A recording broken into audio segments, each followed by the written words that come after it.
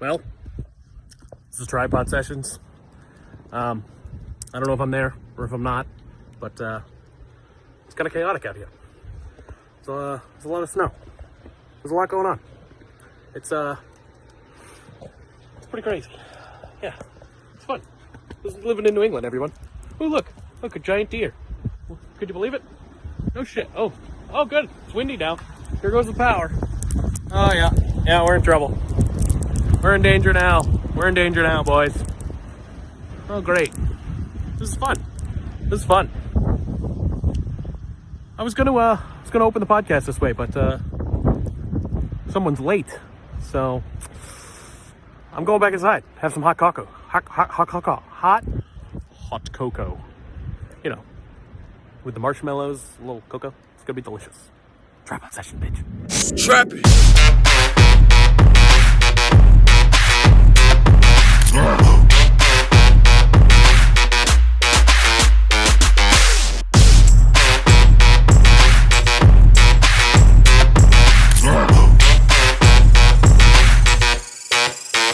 Welcome to the After Party Hangover, and these are the Tripod Sessions. I am Mangria Fueled, and as always, joined by the great Bretsky 99. How was your week, gentleman Bretsky? 99. What the hell? 99. Right down there in the bottom left corner for me. Man, my week was pretty good. I finished up finals. I got a 98 on one of them. And it's not 100, I know. It's not a 99. It's not 99. No, I couldn't. It was 50 questions, multiple choice, so I couldn't physically get a 99, which pissed me off. I already complained to the dean. Yeah. I respect it. I'm on track to get. I already have 1A. Well, the highest you can get in the school is an A.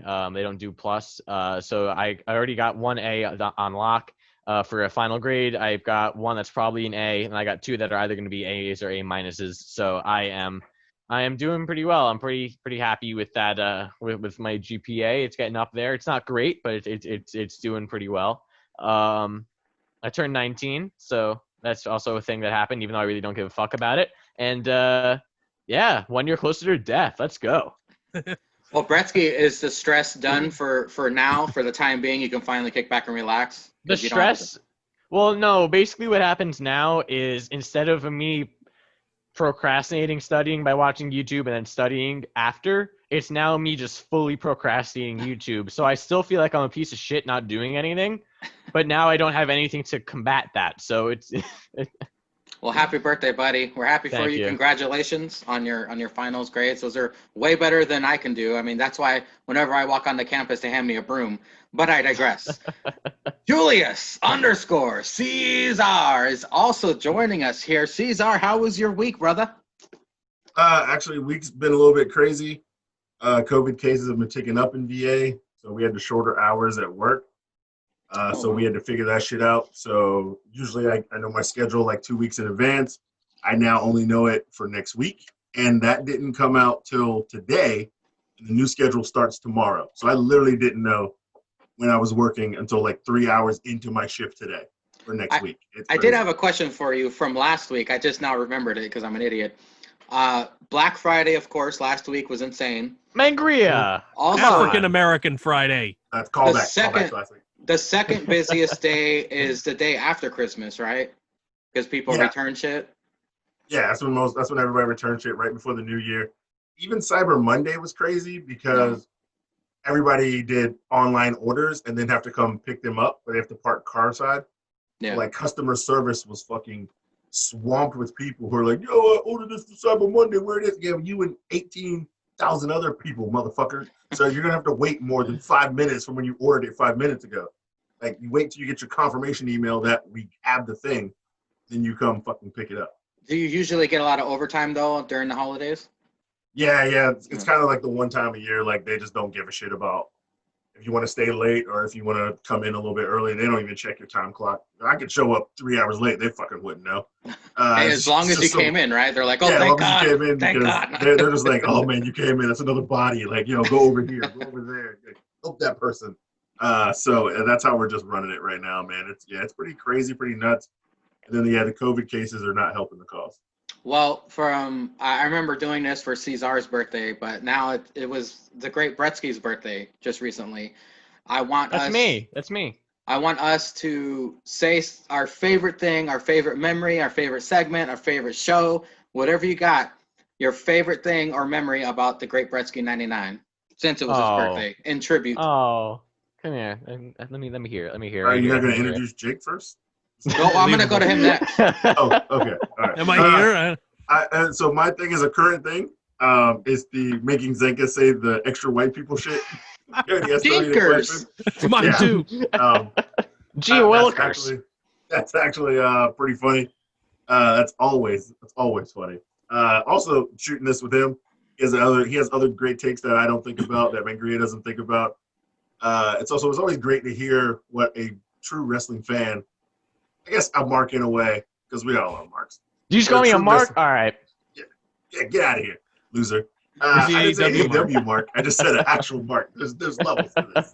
Oh, they rotated. Yeah, you rotated on mine as well. And just with somebody else who has an incept, who likes the business as much as we do, who can future book just about as well as we can. It's always fun doing these things with you guys. Well, my favorite Great Bretsky 99 memory is actually a very early one. The very first After Party Hangover he did, episode 2, 3. He's the most popular guest that I've ever had. I thought Sweet Nikki. I thought Sweet Nikki was. Sweet Nikki's got to be crushing his not on the Hangover. The Great Bretsky. I thought it was. I asked him. It was a question that had been mentioned on the Steel Roll After Party.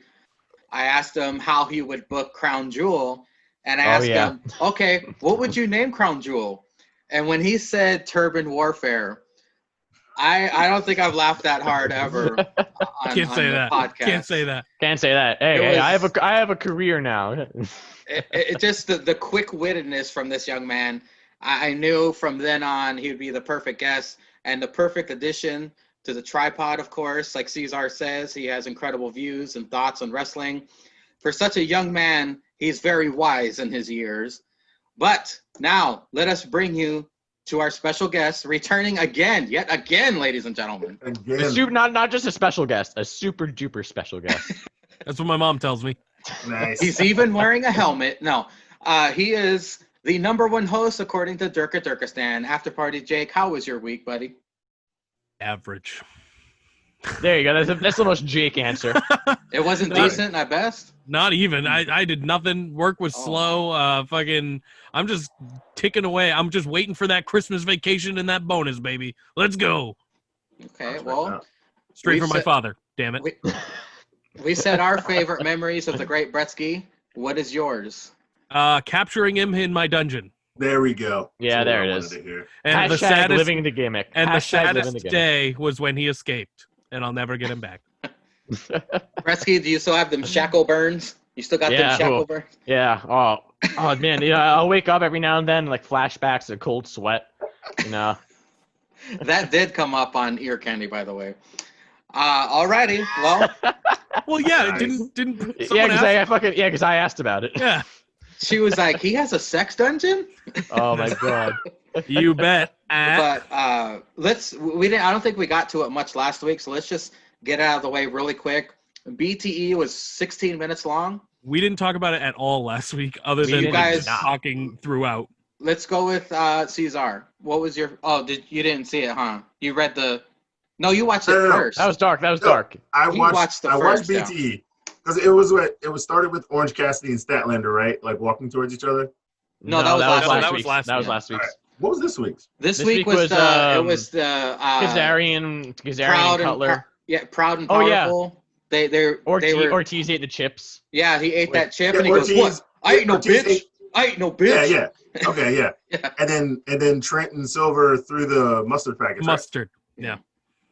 Yeah. It was probably that. Like how long it took to throw that fucking mustard packet, and then they had to put water in the bowl. Man. And then Trent selling the gimmick so that was shot back to back because Trent was talking about how his stomach still hurt from throwing up. Yeah. The Pocky chip, and then Trent still selling the gimmick.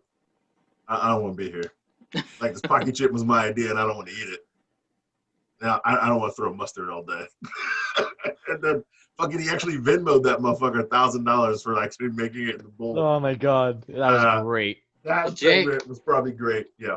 Jake, have you ever tried to throw mustard in a bowl from 6 to 12 feet away? All the time. Yeah, it's actually my favorite nighttime activity. So right before I go to bed, I can't go to sleep before I get it in that bowl. Okay. That was basically the only thing that happened besides the beginning. And It was like literally 8 minutes of that. Bretsky, Yeah. what else did they show? It was the Well, it was Frankie. One of the things I'm liking that's an underrated aspect of BT is Frankie Kazarian calling Being Brett Cutler angry. a fucking mark. Being mad. Fucking, that was Being great. mad. That was great. What's your middle name? I don't have a middle name. Well, your mom told me it was Mark. Mark. and the anger Fucking- management Yeah, gimmick. fucking talking about hard cams and soft cams, fucking yelling Oh and my yelling God. Cutler. Tap Any it on the camera. camera that's on Brandon Cutler is a soft cam because they're never erect. He's like, It's Well, I fucking said- flaccid. It's a Flaccid. flaccid flaccid cam. cam. Oh, it was so fucking Dude. funny. Oh It's my so God. underrated. Payout It's such an window. underrated part. I'm just remembering the payout window. Oh my Flaccid God. cam. Oh my god. The one thing I was disappointed with BTE was that well, it's also another thing that happened was like the fucking Matt Hardy continued his new character. Oh, I yeah. guess. Yeah. Being a I was dick. disappointed because I thought that when they were doing basketball, he was going to bring up his basketball shooting contest with With MVP, MVP, yeah. Yeah. but then he didn't, and he started talking about Stone Cold. I'm like, why are you talking about Stone Cold? And like, that disappointed me. But no, other than that, yeah, no, that was really it. It was like the hot chip at the beginning, fucking flaccid cam, Matt Hardy, and then the mustard packet. The Panda had a threesome with Anna Jay and Tay Conti. Oh yeah, Panda, my the luckiest God. man alive. With Mangria's favorite Marco Stunt. Yeah, Oh, oh, I yeah. fucking Oh, hate yeah. that asshole, man. I sing. That's my gimmick. That's my gimmick. I can't believe how high that man's voice is. I can't. That is believe not a it. man. He's like I four- forget. He's a boy. no, He's a boy. I'll forget, and then he'll talk. I'm like, oh my god. Right? Yeah. I was like, I don't remember it being that bad. Also, when is his gimmick singing? I have don't- no No idea. clue. Apparently, No clue. he sang with Judas once, or like yeah. No, he did Oh, say. He Judas said he once. sang for Fozzy. With Fozzy, He sang yeah. with Fozzy. He's like, you didn't hear me sing with, because he said that on the show. Yeah. And then, Yeah. of course, the part in the bar where they wanted John Silver to hug Anna Jay, and he That was did, funny. once again pie Oh my faces God. Anna Yeah. Jay No, to pie get to faced the each other. No, They but faced each other. but them interacting with each other, they fucking Silver Yeah. doing the Anna, whoa, Anna, and then Anna, Anna whoa. hitting him, Anna John. hitting him back, John, whoa, Johnny. It whoa. was so That good. was great. I fucking love them apparently, so much. apparently she's filmed like that podcast they do. Yep. Oh yeah, and, we like, just We were talked just about talking about that. Last week she was covering her face because she said like she almost just burst out laughing, and Yeah. they said like I guess whoever was filming was on a cut roll because it was kind of like 2 days, but it was 2 weeks, and they said they were just gonna film it like keep filming it, and then like that's why she just covered her face because she was laughing so hard, and she What didn't want to did- have to reshoot it. What did Yeah. Anna Jay say to Stu, don't call me Dick Grayson, when they hugged? Because She remember, said something like she was gonna kill him. yeah, and, Stu- like, Stu, I think it was like, Stu I'm was gonna like kill you, shocked. like, He you're- goes, "Oh like, yeah, you're I'll a hug bitch." you." yeah, she went to hug him and she's like, or something like that. He was like, "You guys hear that? No, seriously, did you hear that?" Oh my god! I And love then they how eventually- on the unrestricted podcast, she's like, they're talking about Stu and like how she always beats up Stu, and she goes, "Yeah, I mean, Stu puts himself in those positions though." And then in the end, when they all group hugged and Hangman was outside, Hangman. like And They yeah, just fucking Looking inside stumbled with into his the with the bourbon. chair. with the bourbon. I would love to know if him stumbling into the chair is on purpose or if he just did that by accident. All Oh I my know is God. the Because music he looked cue, like he actually hurt Yeah. his knee. the like when they music. stopped the music Yeah, and then he the started music. drinking again and it came Yeah, back. yeah. So good. It's the small Oh. things sometimes. It is Like a my small dick. thing. Well, gentlemen, Hey, got it in. winter is coming, and it No came way. all over AEW this Wednesday. Look at the ratings, damn it! Almost 1 million. The Wait, was it Dapper, really? the Dapper Yeah, they got like Yapper, 900 something thousand, and NXT only got like 600 something thousand.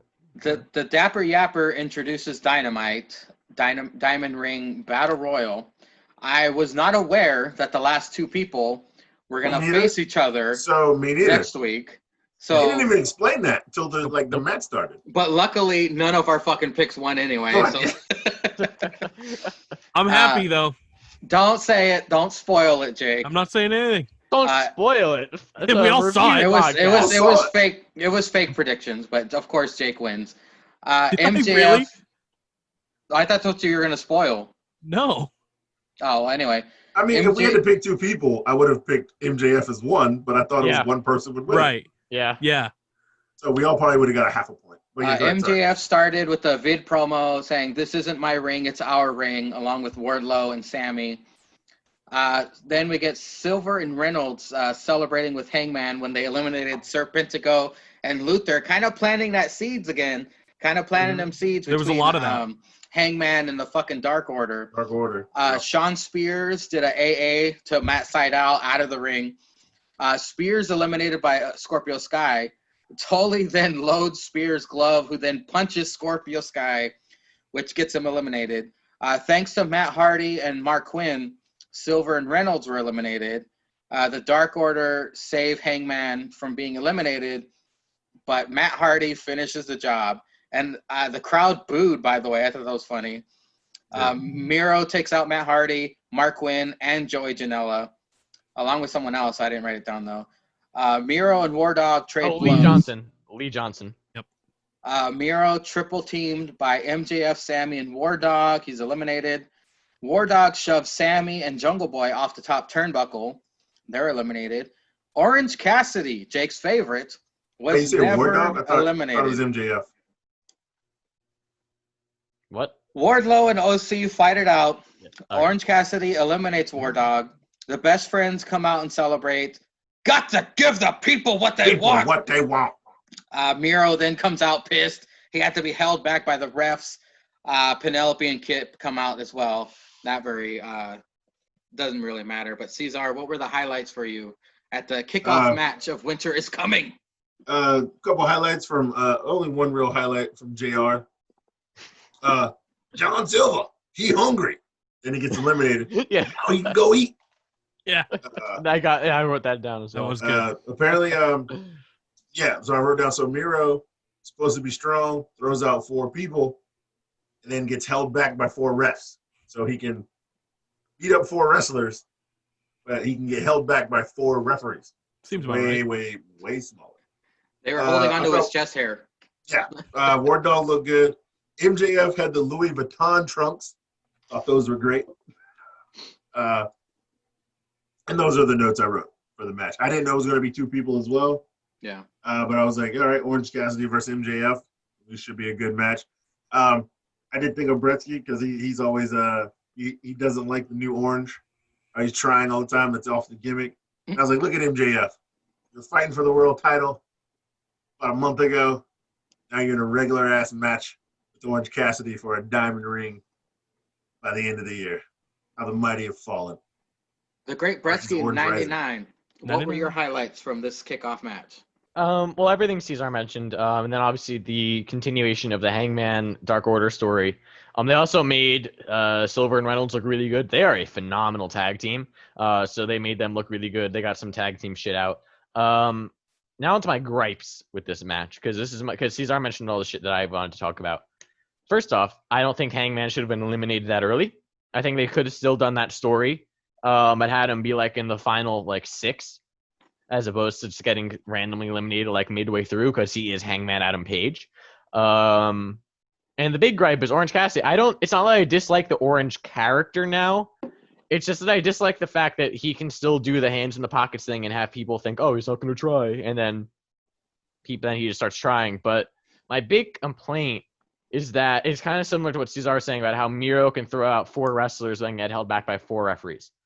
How the fuck are we supposed to believe that a guy like Orange Cassidy, after getting destroyed on the outside, can come in and single-handedly eliminate Wardlow? That's what pissed me off about that. Oh my god! I guess Jake's power went out. He was frozen. He was frozen for a minute. I'm gonna assume that's the power for Jake, or he just got so mad that I was disliking Orange Cassidy. One or the other. I thought you were going to say that your main gripe was Hangman didn't get a nameplate. No, I mean... Damn, did he not? Oh, shit. No, because they all started on the outside, so no. Yeah. But no, it's... that's the whole thing, and obviously it's like a thing in Battle Royals, Royal Rumbles, all that unless you're a big guy, unless you're a big guy throwing out another big guy, you need at least 2 people to throw out a big guy. And Orange Cassidy at that point wasn't fresh, obviously. He was already fucking decimated on the outside. And so to have the idea of that he could just kind of willy-nilly whoop and just throw Wardlow out, I don't understand it. I don't think that should be. I mean, I think you still could have had him get to the final two without having that happen. So I think there were a lot of better ways that he could have won it. But I mean, I assume that MJF's going to lose the Diamond Ring. I assume that they're going to have Orange Cassidy win. But I just wish that they had Hangman and the Dark Order last a little bit longer so that it got more prominence, and B, I wish that they found a better way for Orange Cassidy to win or to make it to the final two, because him by himself eliminating Wardlow, at least to me, just does not make sense. And it's not believable. Okay, let's move on real quick. After the commercial break, we get Jericho with Hagar and Ortiz versus Kazarian. Oh, Jericho has Hagar and Ortiz in his corner versus Frankie Kazarian. The winner of this match gets a case of JR's barbecue sauce. Okay, JR. Jericho takes his belt off and throws it at Kazarian. Oh, hold on. He's back. Is he? Hey, guess who's back? Back again. Okay, Jake, before you get electrocuted, let me get there your thoughts. He's on the phone. There he is. He's on his phone. Oh, did the power? I got it back, but everything's off now. So. Oh man. Well, let me Your get your fan's still thoughts. working. Let me get your thoughts real quick. Your fan's still working. Yeah.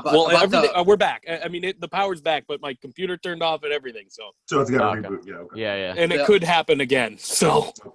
Okay. Jake, your thoughts on the opening match of Dynamite? You guys were still on that, huh? Well, no, we waited for I'm you. trying to power through. Yeah, right. I liked it. I thought the Dark Order looked great. Pretty much what the other two guys said. That's a problem with being the fourth person on a podcast is everyone's already talked about the good shit. I'm gonna rotate. It. So. I know. But yeah, I love the Dark Order. I think they looked great. The Hangman stuff was super cool. And I'm excited to see what they do with that. And Orange Cassidy winning, obviously, is fucking great for me. I'm in on it. Jake, did you know that it was the last two people, and then they were gonna have to face off next week? Because that was news to us. No, I did not, because we all picked one person, and we all picked wrong. So MJF obviously had to be one of the people. Like that's. Obvious. That seemed obvious to me. I thought whoever won this was going to face MJF. So whatever. That just makes the most sense. If MJF isn't there, it doesn't make any sense to me anyway. But yeah. I think Orange Cassidy and him are going to put on a great match, and we'll see. We'll see how it goes. Well, the next match is Jericho versus Kazarian. Jericho had his goons in the corner. Jericho takes his belt off and throws it at Kazarian. Jericho eye gouges in front of Aubrey, and here comes JR. It's no DQ unless done multiple times. Yeah. Hagar tries to attack Kazarian on the outside. Kazarian clobbers both Hagar and Ortiz. Hagar grabs the foot of Kazarian in plain sight of Ref. Ref does nothing. Kazarian tossed out of the ring. Ortiz whips Kazarian with Jericho's belt. Outside shenanigans during commercial picture-in-picture. Kazarian with a top rope Spanish fly, but they call it the flux capacitor. It was a different move, but I just put that.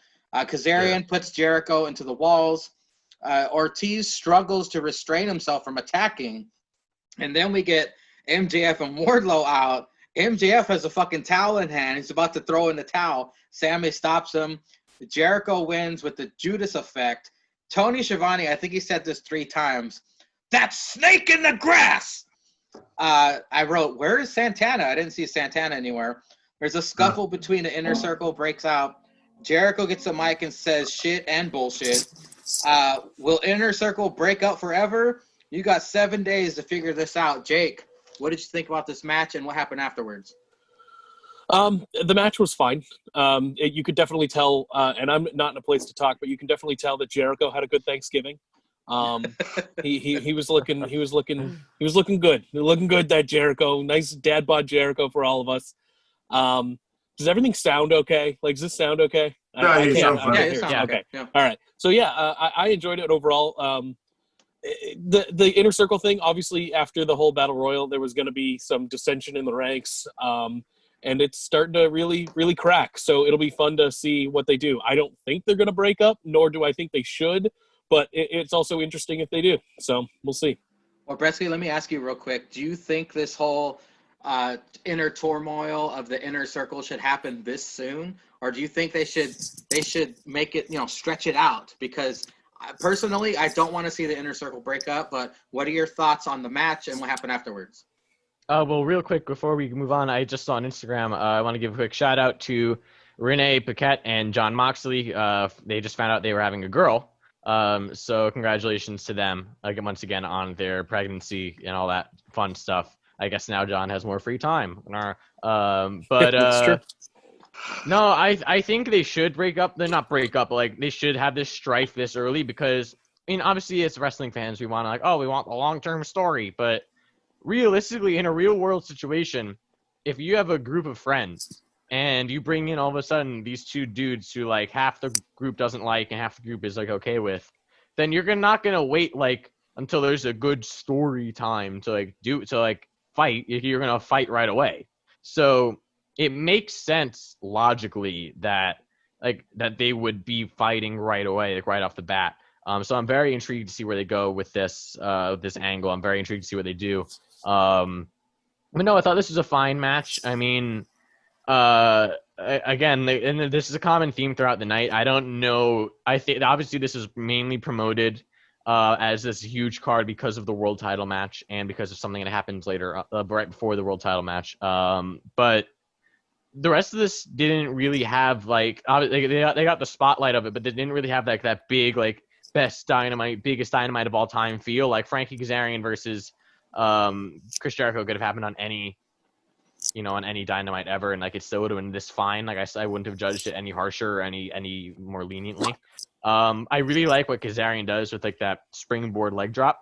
Yeah, I really like that. Yeah. And I do like the flux capacitor. I don't know if that's the official name of it or if that's just what he does it, because it's he does the Spanish fly into kind of like a splash as well. Yeah. So I do really like that. That's actually a really cool way to kind of move on. I feel like that should be a Flux capacitor. There you go. Oh yeah, the thing. I think that could be honestly a finish. And I still can't believe he's doing that because he's not a young man either. So yeah, no, I think this is a fine match. I do think that this is a good time, realistically, for them to have the inner turmoil. Yeah, I'm very intrigued to see where all this goes.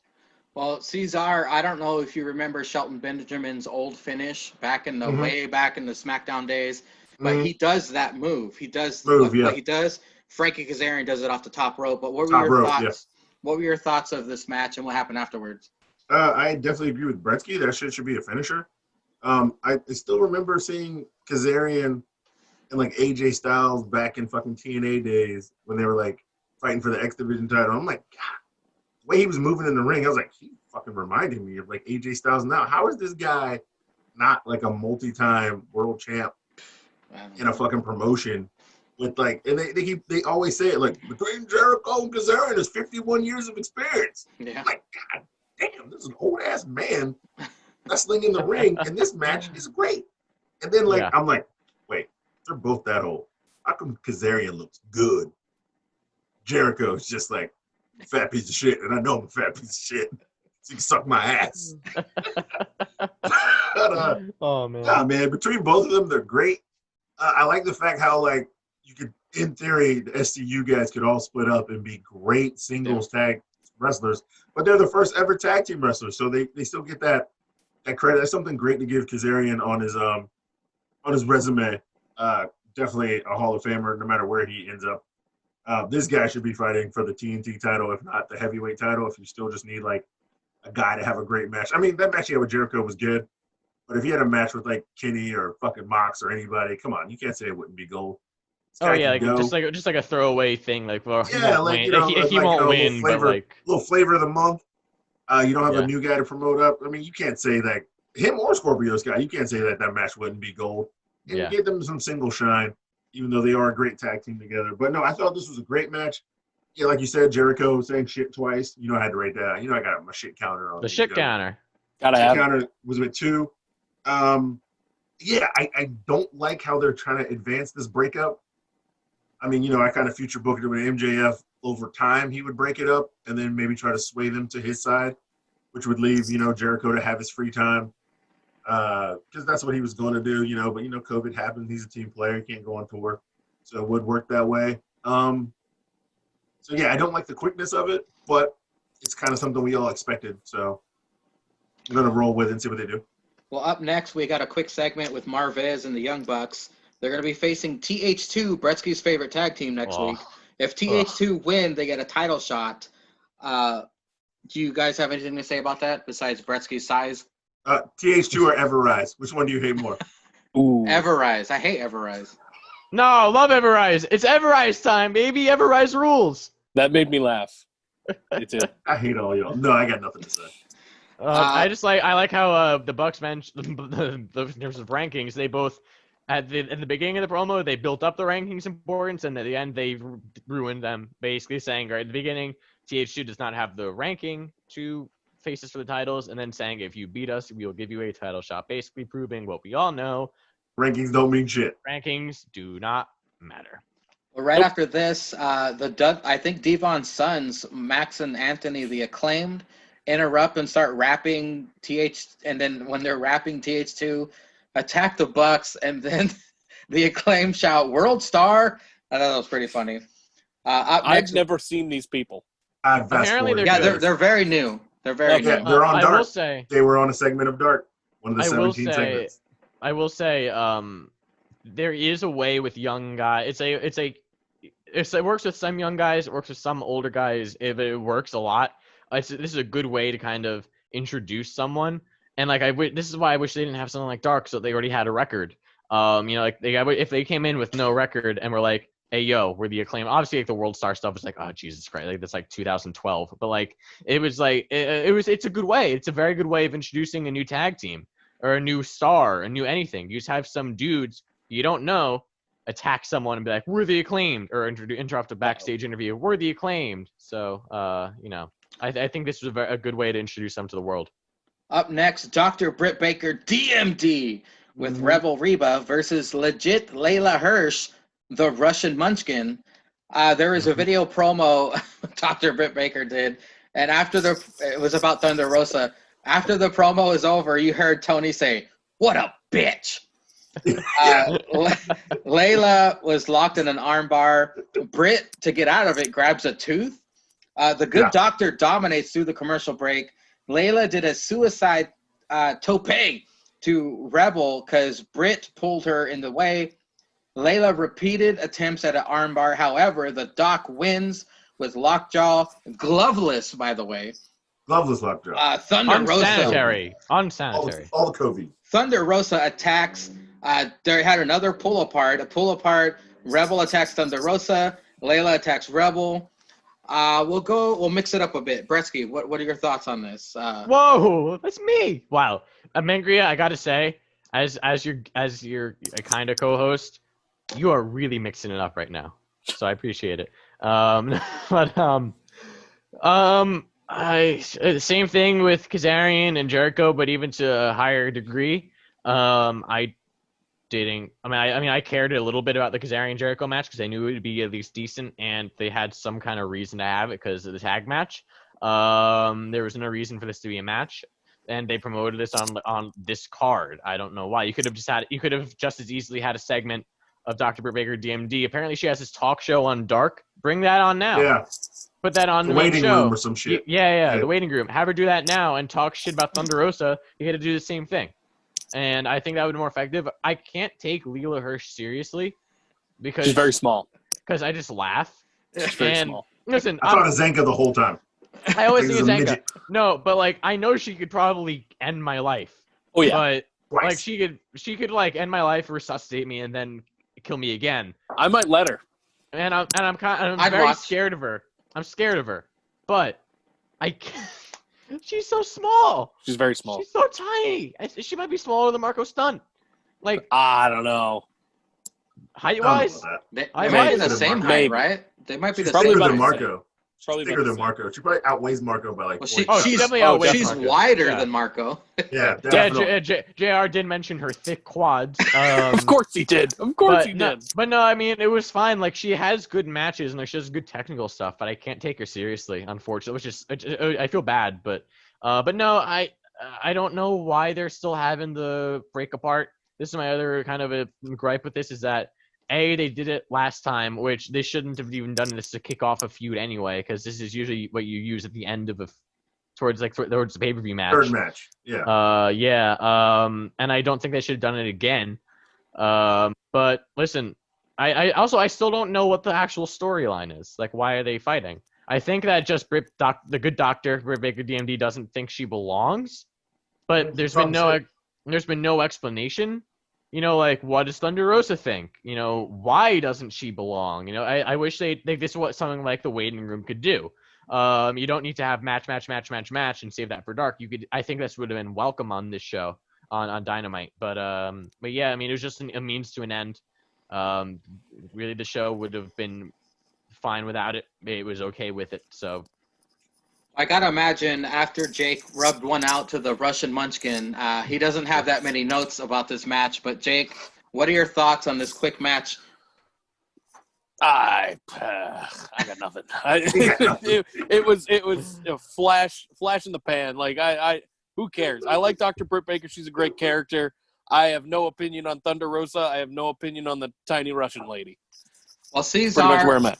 Cesar, you got to be curious about the midget butt of the Russian Munchkin. Would you tap that or would you pass that? I hit it. She's got a pretty face, actually. Yeah. Yeah, I hit it from the back. Did you like this Russian, match? so she likes to drink vodka and get drunk. It's probably wild. Freaky shit. She's into freaky shit. I guarantee it. Hey, Cesar can rest his beer on her head. Oh yeah, right there. Give me a little bitch. So I did write some crazy notes. Oh yeah. I said, "Who's this white bitch coming out to the Team Banff music?" Shout out to 138. Oh, now I'm Banff. watching NXT having ass. Oh, fucking watch NXT, you motherfucker. Yo, Every bitch. takeover. No, you fucking Banff. Then I was like, "Yo, Zanka would be skeeting all over for this midget." Let me wrote that down. And I was like, "Damn, this little asshole came out the commercial fighting." There goes the good doctor. And then that's all I wrote. Wait, Cesar, are you gonna call a bitch a hoe?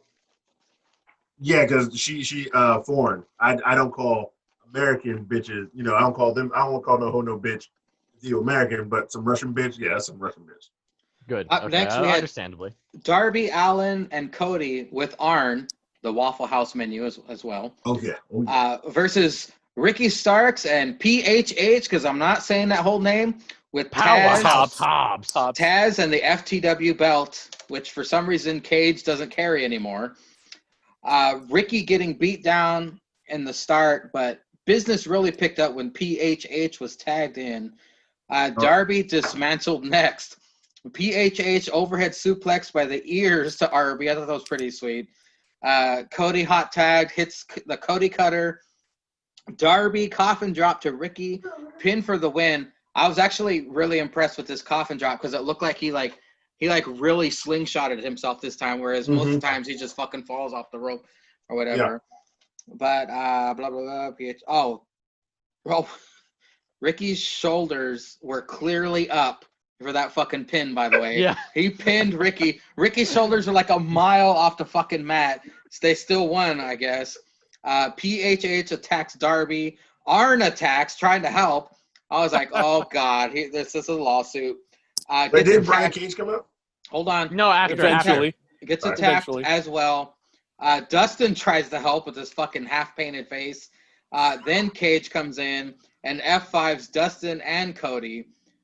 And then the lights go out. It wasn't spoiled for me, like I had said earlier. So the lights went out, and I'm thinking to myself, I told the guys earlier, wait a minute, Darby's already out there. That's his thing. And then they showed the Titantron. I'm just going to call it that. Fuck you guys. The Titantron. It was the winter background. I was like, I wonder who this is. But then certain twangs in the theme music, it kind of reminded me of all of Sting's past themes. So I was thinking, that kind of sounds like Sting. And then here we come. Fucking old man Sting walking out there with his bat. Everyone crumbed. The internet crumbed. He broke the internet. Cesar hates him. Yeah, we get Sting, bat in hand, debuts. The fake snow falling, which looked like bubbles. Then Sting stares down everybody. I think the most significant stare down was with Darby, of course, because Darby was just like, Like he looked all offended and shit. I thought this was pretty sweet. I liked it. I mean, I'm not a Sting fan, but this was pretty. It was cool. It was cool that we could still get surprises like this in pro wrestling. And unfortunately for Jake and Brett, it was spoiled. But it was nice to not have it be spoiled. I'm gonna start this time with Bretsky. What did you think of this tag match and the incredible debut afterwards? Yeah, so I thought this was a very fun tag match. I mean, obviously these guys are gonna have a fun tag match. Hobbs's body is very weird to me because it's like very muscular and then very not and then very muscular. He's got that weird I'd take chest. that. He's got that weird chest too. Yeah. But by the way, again, he will absolutely eat me. But and I love the guy. I think the guy has all the potential in the world. But yeah, and this again is a very fun tag match. Yeah. Excuse me. Whoa. Yeah, sorry guys, I got the Rona. No, I don't have the Rona. Oh, God. Run. But run everyone, okay? It goes through Zoom. Oh. No, but No. I am a We're huge I'm a huge Ricky Starks fan. I'm so glad they gave him this with Taz because he had that big debut and then nothing, and then I was with Taz, and he's 5 in the rankings, so that's good for him. Yeah, this again is a really good coffin drop. I agree. This is maybe one of his best, if not his best coffin drop. But yeah, so then obviously the beatdowns at the end kind of looked a little disorganized. It was like Hobbs picked up the title, and then they're like, pick up Cody. And then like Cage F5'd Cody, and it's like, no, pick up Cody. Come on, I need to hit him with the title. And Hobbs kind of standing there with the title like awkwardly for like a minute. And yeah, the lights go out, like you said. Sting comes out. It was, especially as a wrestling fan now who didn't live through WCW. Obviously, I've mentioned people who watched WCW have the nostalgia of Tony Schiavone yelling, "It's Sting." But as a wrestling fan now who's watched back footage, to hear Tony Schiavone yell out, "It's Sting," was really cool. Really huge moment, obviously, huge pickup. It was spoiled for me, as I said. I was studying for finals, that wasn't going to watch it, and I had everything on mute. All of a sudden, I see an email from Pro Wrestling Tees. Sting is AEW, buy the shirt. And I was very annoyed. Bretsky, when you got the email, did it show like this and it said Pro Wrestling Tees? No, it said Gmail, and so I'm like, oh, it could be like a grade, because I get grade updates to do there, or like it could be like something like my grandmother sent me, and so I open the phone and like I do a Face ID and it says Pro Wrestling Tees. Sting. You're like, oh man, damn it! And, why are we talking about Sting? And I'm like, Sting? Oh man, he debuted, didn't he? And then I just fucking went on Instagram anyway because I'm like, they fucking spoiled it already. And I watched it there, but no, hearing Tony Schiavone yell at Sting was really cool. I was talking to you guys earlier, Cesar, not you, but I was talking to Jake and Mengru before we started recording about Darby. And in my personal opinion, obviously Darby mid-card champion. Totally fine. Like anyone could be mid-card champion, realistically, because that's why it's there. It's for like the workhorse, for the guy who can work. But I feel like to have Sting do the stare down with him, and like the most prominent stare down was with Darby. Yeah. And obviously there's been a lot of rumors that they want to make Darby one of, if not the face of the company moving forward. They call him the face of TNT. I can't see him as the face of the company because of his stature. And again, as small guys can win world titles, obviously. Daniel Bryan did it. All these people did it. CM Punk did it. Rey Mysterio. But Rey Mysterio. But they have some sort of physique.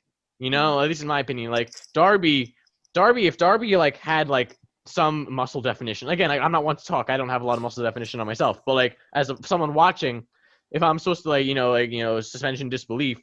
Obviously, I know the guy's fucking crazy. But even Jeff Hardy was 6'3", and he had at least some muscle definition when he was on the top of the world. So I feel like if Darby is going, like they talk about Cody putting on like 14 pounds of muscle, I feel like they need to do that with Darby before he can become a real face. Like he's great as a mid-card champion right now. Like I'm totally cool with that. He deserves it. Can I make a comparison? Yeah. Leon Ruff in NXT is kind of like the same. But they treat Leon Ruff purposefully as a joke. Like they make it known. Oh yeah, Johnny Gargano always comes out. This guy's a fucking joke. Leon Ruff saying, I want to prove I'm not a joke. And he won it in a stupid way, in a very bullshit, fuck shit way. So I think that's what and even someone like Johnny Gargano, he could win NXT title because he's about the same height as Darby Allin, but Johnny's ripped. Like you see the muscles on Johnny. Same with Ciampa, same with all those guys. I meant mid card wise, like yeah. He's a mid card champion. Darby with that physique could be a mid card champion. That's what I meant. Oh exactly. I agree with you. But no, I think this is really cool. Obviously, I would like to see as obviously AEW killed in the ratings. I'd like to see if it's how much of it's because of their promotion of this because they promoted it like a pay-per-view, and how much of this is because they'd mentioned how Sting got them trending #1 worldwide. I'd like to see how much of this is because Sting. I see Jake's having commuter troubles, but I'd like to see how much of this is because how many viewers came in after Sting, and they saw on Twitter that Sting debuted, so they went on to watch AEW live. But no, this is a fun tag match. Sting debuting awesome. I hope he doesn't wrestle too much because he is a very old and fragile man. But no, this is fun. That's the only thing about Darby. Put on like just visually, especially to a casual fan base. If you're drawing in casual viewers and you want to keep going, if you don't have at least a little bit of muscle definition, obviously they're going to build him off for the next couple of years. If you don't have at least a little bit of like the look of a guy who could kill you with more than just tacks and like skateboards and chairs, but someone who could really hurt you and do a number on you with a punch, that's all I'm saying. But other than that, I loved every minute of this. Well, speaking of casual fans, Jake, what were your thoughts on this match? Doesn't get more casual than me, baby. I liked it. The match was really good. Obviously, the match kind of wasn't the focal point here. It was still good, though. Obviously, they're going to continue, hopefully, with this Taz thing, because, I mean, it's been kind of interesting going forward. So, Sting debuting, it's fine. But, like, they also keep saying they don't want to be like WWE and like WCW. They keep saying they don't want to do this, and then they do all the shit that they did. Like, I like it. And this isn't me saying I don't. But stop saying it then. Stop saying that you don't want to be these things, because you are.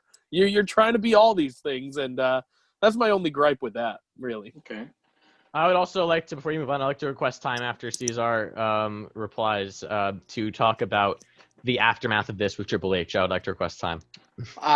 Cesar, I agree with Bretsky that Ricky Starks has amazing potential, and I can't wait to see what the future holds for him. But what were your thoughts on Ricky's performance and what happened afterwards? Ricky showed out during this match. Ricky shows out during every match. It just seems like when he has a great match with Darby, he's always taking the pin from Darby. For a proper feud, because he always calls out Darby in a promo, if you even noticed. And so in a proper feud, Ricky should at least get maybe one win to the faces too. I would like, but Ricky always takes the pin, no matter what. Yeah. Brian Cage and Hobbs never really take the pin. It's always Ricky Starks, which, all right, he's a heel. He can take pins and still be great, because Ricky Starks is phenomenal on the mic. No, but this is a great match. Super great match. I mean, come on. Those four guys can all go. We all know it. As much as I hate Cody Jarrett, he can still go in the ring. Great entrance, too. Boy. Yeah. Oh, God, yeah. God. To Bretsky's point about mid-card guys like Leon Ruff winning on a fuck shit way, you forget Darby technically rolled up Cody. He didn't really hit him with a finisher to win the belt himself. So it's almost kind of like same body type, same guy, same fucked up way. Because it was a roll up, and then Darby just ended out on the top. deadliest move in sports entertainment. Sports entertainment. My point also, though, is like Leon Ruff, like the way they've been building the story is that they obviously treat like, he could only win by roll up. But for Darby, it's like, if Darby's gonna be this top guy, you can't have him winning by roll up every single time and still be this face. So right now, could he? But he couldn't. He could never beat Cody. He had to roll him up. Exactly, but like a top guy should be able to believably beat Cody. Like you can't believe that Darby can beat Cody because of in large part the way he looks. True. I was not a fan of this Sting shit. I literally wrote down, this is some TNA shit.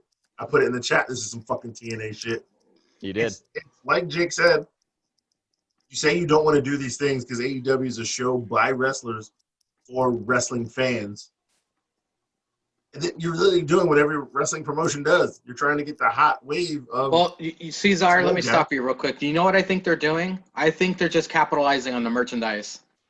I don't think Sting's going to be wrestling any kind of match. Oh, I think he they just Right. want the Oh, he will. merchandise money. It'll probably He's be. going to wrestle. Here- True. here's what I'm telling you. Here's what I guarantee you the match will be. You know, I like to listen to the background.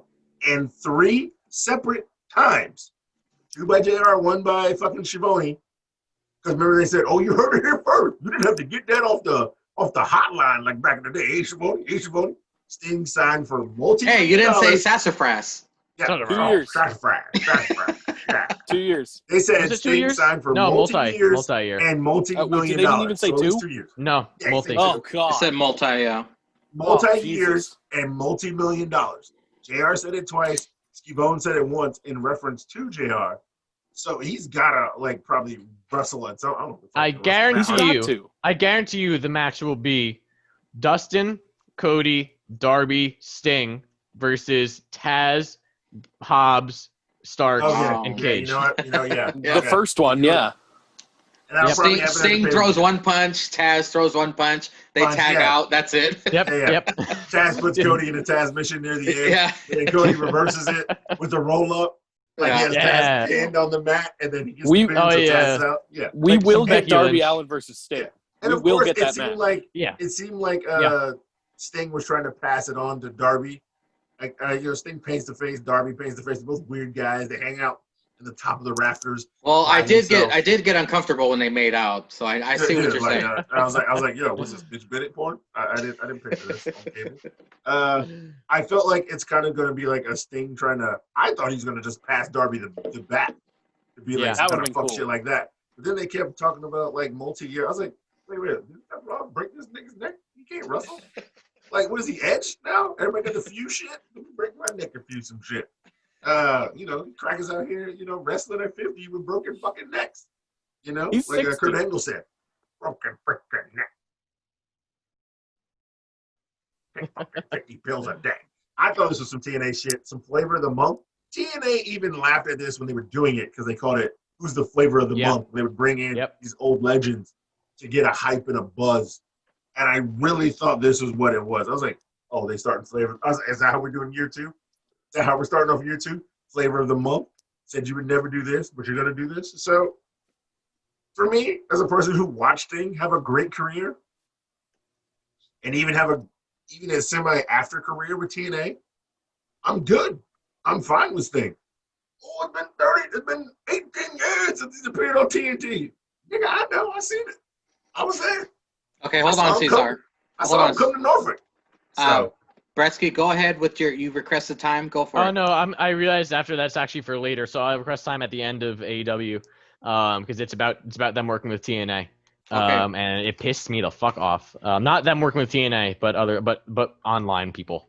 Up next, we got a quick segment of Marvez interviewing Sheeta about Abaddon. I'm not scared. She's doing zombie cosplay. There's a noise in background. I gotta go. After this, we get a Moxley video promo about the main event. After the commercial break, Don Callis from Impact Wrestling joins commentators. Then we get the Omega entrance music, minus the sweeping girls, I noticed. I was like, damn, fucking COVID got them too. But they ran out of Jaguars cheerleaders. Here we go. Guys, please bear with me. I beg your forgiveness. I have way too many notes. I mean, yeah, this is a fucking 40-minute match, yeah. It was. Okay. I'm going to be sipping. Go ahead. Okay, it was a 60-minute time limit. The main event for the AEW Championship, it's Kenny Omega the Cleaner versus John... Oh, hold on. Yeah! There we go. Hold on. Moxley!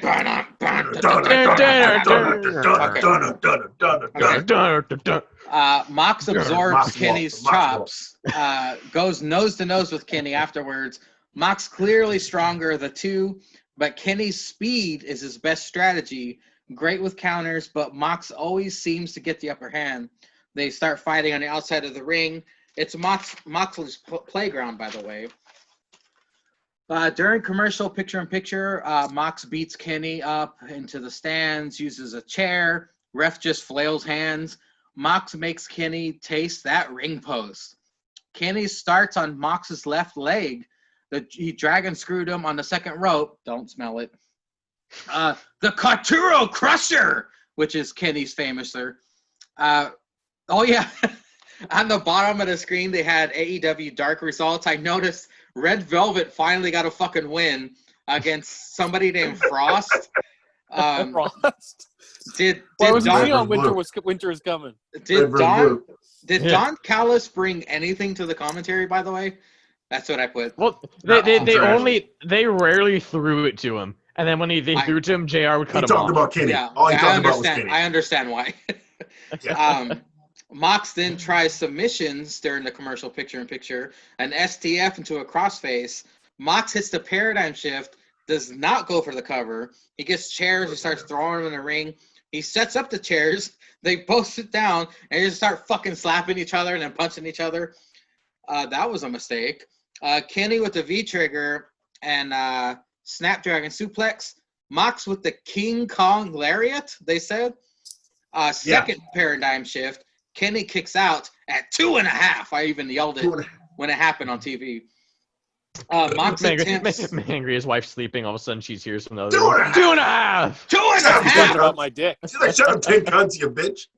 Mox attempts a tope. Kenny hits a V-trigger. Kenny multiple V-triggers onto Mox with his knees. Mox's right knee pants rip. I don't know why I wrote that. Kenny throwing everything he has at Moxley. Moxley hits the paradigm shift to Kenny against the heaters on the outside. The commentators are making a big old deal about that. They get Doc to look at Kenny. Don Callis even gets up to check on Kenny. What the fuck? Mox rolls Kenny back into the ring, pummels him. And then motherfucking Don Callis gets on apron. Mox attacks him, but Collins had a microphone in his hand, and he dropped it, kind of like tossing it into the ring. Kenny then attacks Mox with the mic. Mox is busted open. Kenny with multiple V-triggers attack to Mox. Kenny wins with one wing angel. And the new APPW. And the new AEW champion, Don Callis, hands Kenny the title. They both leave. We get a Tony Khan sighting. I know Cesar had his eyes on that. We hear Tony say, bullshit! And then JR's like, that no good bastard. Callis says, Omega, oh, you want to hear what's going on here? You want to know what's up? Omega will be on Impact Tuesday. Okay, the question I have for you, Cesar, you notice everything, right? Mm-hmm.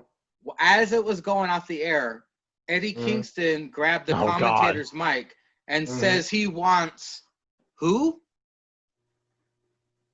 I didn't pick that up. Murderhawk. Yes. Okay. Talk shit about Murderhawk, and there's a 6-man tag next week. Okay, go for it, Cesar. What are your thoughts on the main event? You know, I'm just gonna start it off hot, gentlemen. Hold on. Start it off hot. Hold on. Wait, hold on, Cesar. Hold on, before you go. You're starting off hot. I gotta appropriately. Yeah, there we go. Give me some heat, baby. Hold on. Even Jake has a ceiling fan on for this. Yeah. I don't even have. Oh, I do have the ceiling fan on. Sorry.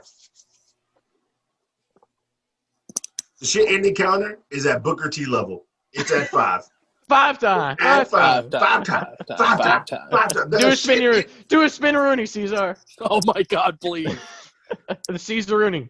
Is he gonna do There wasn't like 28 boxes behind me in this room. A drink-a-rooney. You know what? Yeah. Like, if there wasn't fucking 28 boxes in this room, drunk ass would attempt one. That's how bad. The ending of this great match was ruined. I'm sorry. What? To me, it feels like, okay, if this was the overall plan, if Renee wasn't pregnant, if this was the overall plan, that means you planned for Kenny Hangman to lose the titles, to break up, to go in a tournament, for Kenny to win, to beat Moxley, the #1 wrestler in the world, to take the strap to TNA. Because you have some partnership with them. Get the fuck out of here. You planned 7 months to go win some partnership in TNA? Nigga, for what? I guess I have to tune in to find out. I don't even watch it. I think that shit to Andy and Cynic. Andy and Sticks. My bad. Wrong S name. Yeah, I'm not gonna watch either. I'm watching. I'm not gonna I'll watch the clip on Twitter. like There I do you everything go. else. There you watch go. it on YouTube. I say I'm gonna watch. I follow their Twitch channel on Impact. I can't access AXS TV, but I say I'm gonna watch. I'll see if I follow through on that statement. Like to me, it sounds like you had this plan for Kenny. All right, fine. Kenny wins, and then he goes to TNA. Is that what the plan is, or was it because Renee's pregnant? And if you want to say Renee's pregnant, that's fine. Give him some time off, even though it's like first trimester. You really don't need to be there for that. You really need to be there for like the third and when she's having the baby. But I get it. You're a busy guy. Maybe you want to be there for the whole thing. Whatever. But then also the shit in encounter is because fucking microphone. This guy's been slammed through tables, hit with chairs, on thumbtacks. Eddie Kingston, your mother. Put fucking alcohol on his back, fucking chokes him out with his own move, and he's gonna get beat by a fucking microphone and then a finisher? That's what really gets the shit in encounter. That's what really gets it to me. If he's so tough, so brawler, you should be able to take a microphone when Kenny did no other outside shit. No other, like, he didn't slam Moxley into the fucking heaters. Didn't hit Moxley. Well, you remember last year, he fucking suplexed him in the barbed wire. In the barbed wire on a fucking... The microphone is what's going to do it. It was like a glass table. It wasn't like a glass table with glass table. Barbed wire. Barbed wire. He ate that shit and kept fighting. Yeah. And one hit with a microphone. Boom. Oh, I'm busted open. And then I get 3 knees and a one-winged angel. I can't kick out. But the writing on the wall for me was he hit the paradigm shift and did not even go for a pin. He went for those dumbass chairs for that dumbass spot. Yeah. They just sat in front of each other. Yeah. Hit me. Hit me, bitch. Yep. Hit me, bitch. Hit me. I just knocked you out, but hit me. That's when I knew it was done. I didn't know how they were going to do it. Nah, shit ending counters at 5 for me. I don't know. You guys can disagree all you want. The ending to this was bad. I'm not mad that Kenny won. Kenny deserves this. Does Kenny not deserve it? No, Kenny deserves it. The way Kenny got it, it's bad for me. Jake. Because, I mean, I'm not going to tune in to fucking TNA. I'm not going to do it. Jake, I know watch YouTube. You're already a casual fan, and me and Cesar have already admitted we're not going to be watching that shit.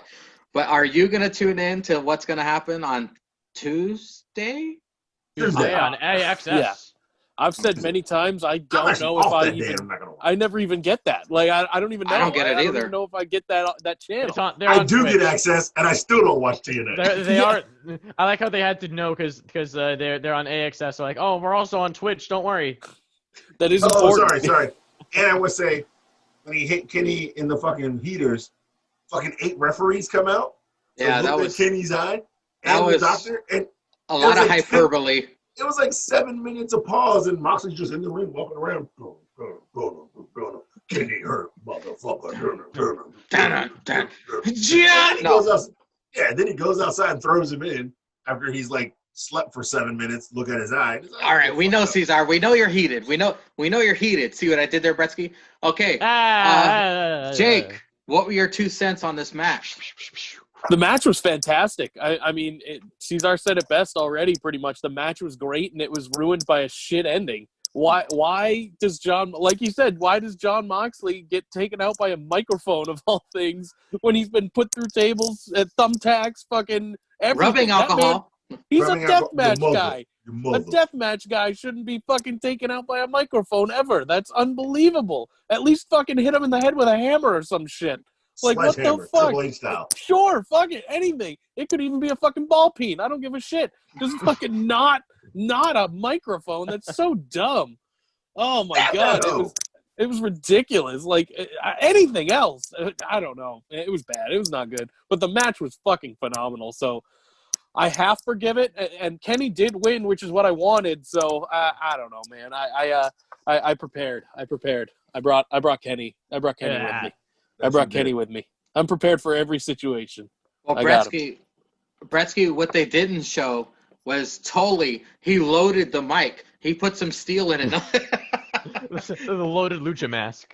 No, what are your thoughts on the main event, buddy? I really liked the match. Again, same thing. There was two other things though. I don't fucking count out. Count them out. Even JR said it for once. Yeah. When they were in the beginning, they're like, well, why is the referee sassafras? Why is the referee outside with them? You can count from inside the ring. You know, like, fucking that was pointless. He's a But little right. Why is he outside? But yeah, I wish that for that paradigm shift into the chairs spot, I wish that it was either A, not a paradigm shift, or B, he did the paradigm shift and Kenny kicked out at like 2.5. And then that kind of frustrated him. So he's like, all right, I'm getting these fucking chairs. Yeah, the ending, I think that this ending was good. I not the ending. Let me rephrase myself. I think that the end at the post match was really good. I really liked the post match of them running through, like not waiting to celebrate, and fucking Tony, Skivone, yelling like, this is bullshit, all that stuff. I really like this. I really like this for AEW and TNA. Impact, whatever you're going to call it. I like it because Impact apparently has been on the up and up. Again, the whole, that's their, they go up and down. But I think it's ABBW. Yeah, They lost a lot. that's true. They did. They got their ass kicked. They've been up and down. They're apparently on the up and up. Apparently their product's good. They've been getting some good signees. So I like this for both of them. It probably benefits Impact more than AEW, but we'll see. But I agree. I think that like maybe if Callis distracted him and then Kenny rolled him up, or if he got distracted, then Kenny hit him low. Any of that shit, I think that would have been a lot better. I do like how the end kind of harkened back to Kenny when Kenny beat Okada for the title. Of how it was like a bunch of fucking V triggers, a bunch of fucking V triggers, a bunch of fucking V triggers. They mentioned that too. Yeah, one last V trigger when he's leaning against the ropes into the one winged angel. I really like that callback, but no, I agree. It was the shit ending count. They could have done that a lot better, but that's not what I'm here to talk about. I'm here to talk about the reaction online because afterwards, someone asked Triple H, "Would you guys be willing to work with other companies?" And he's like, "Yeah."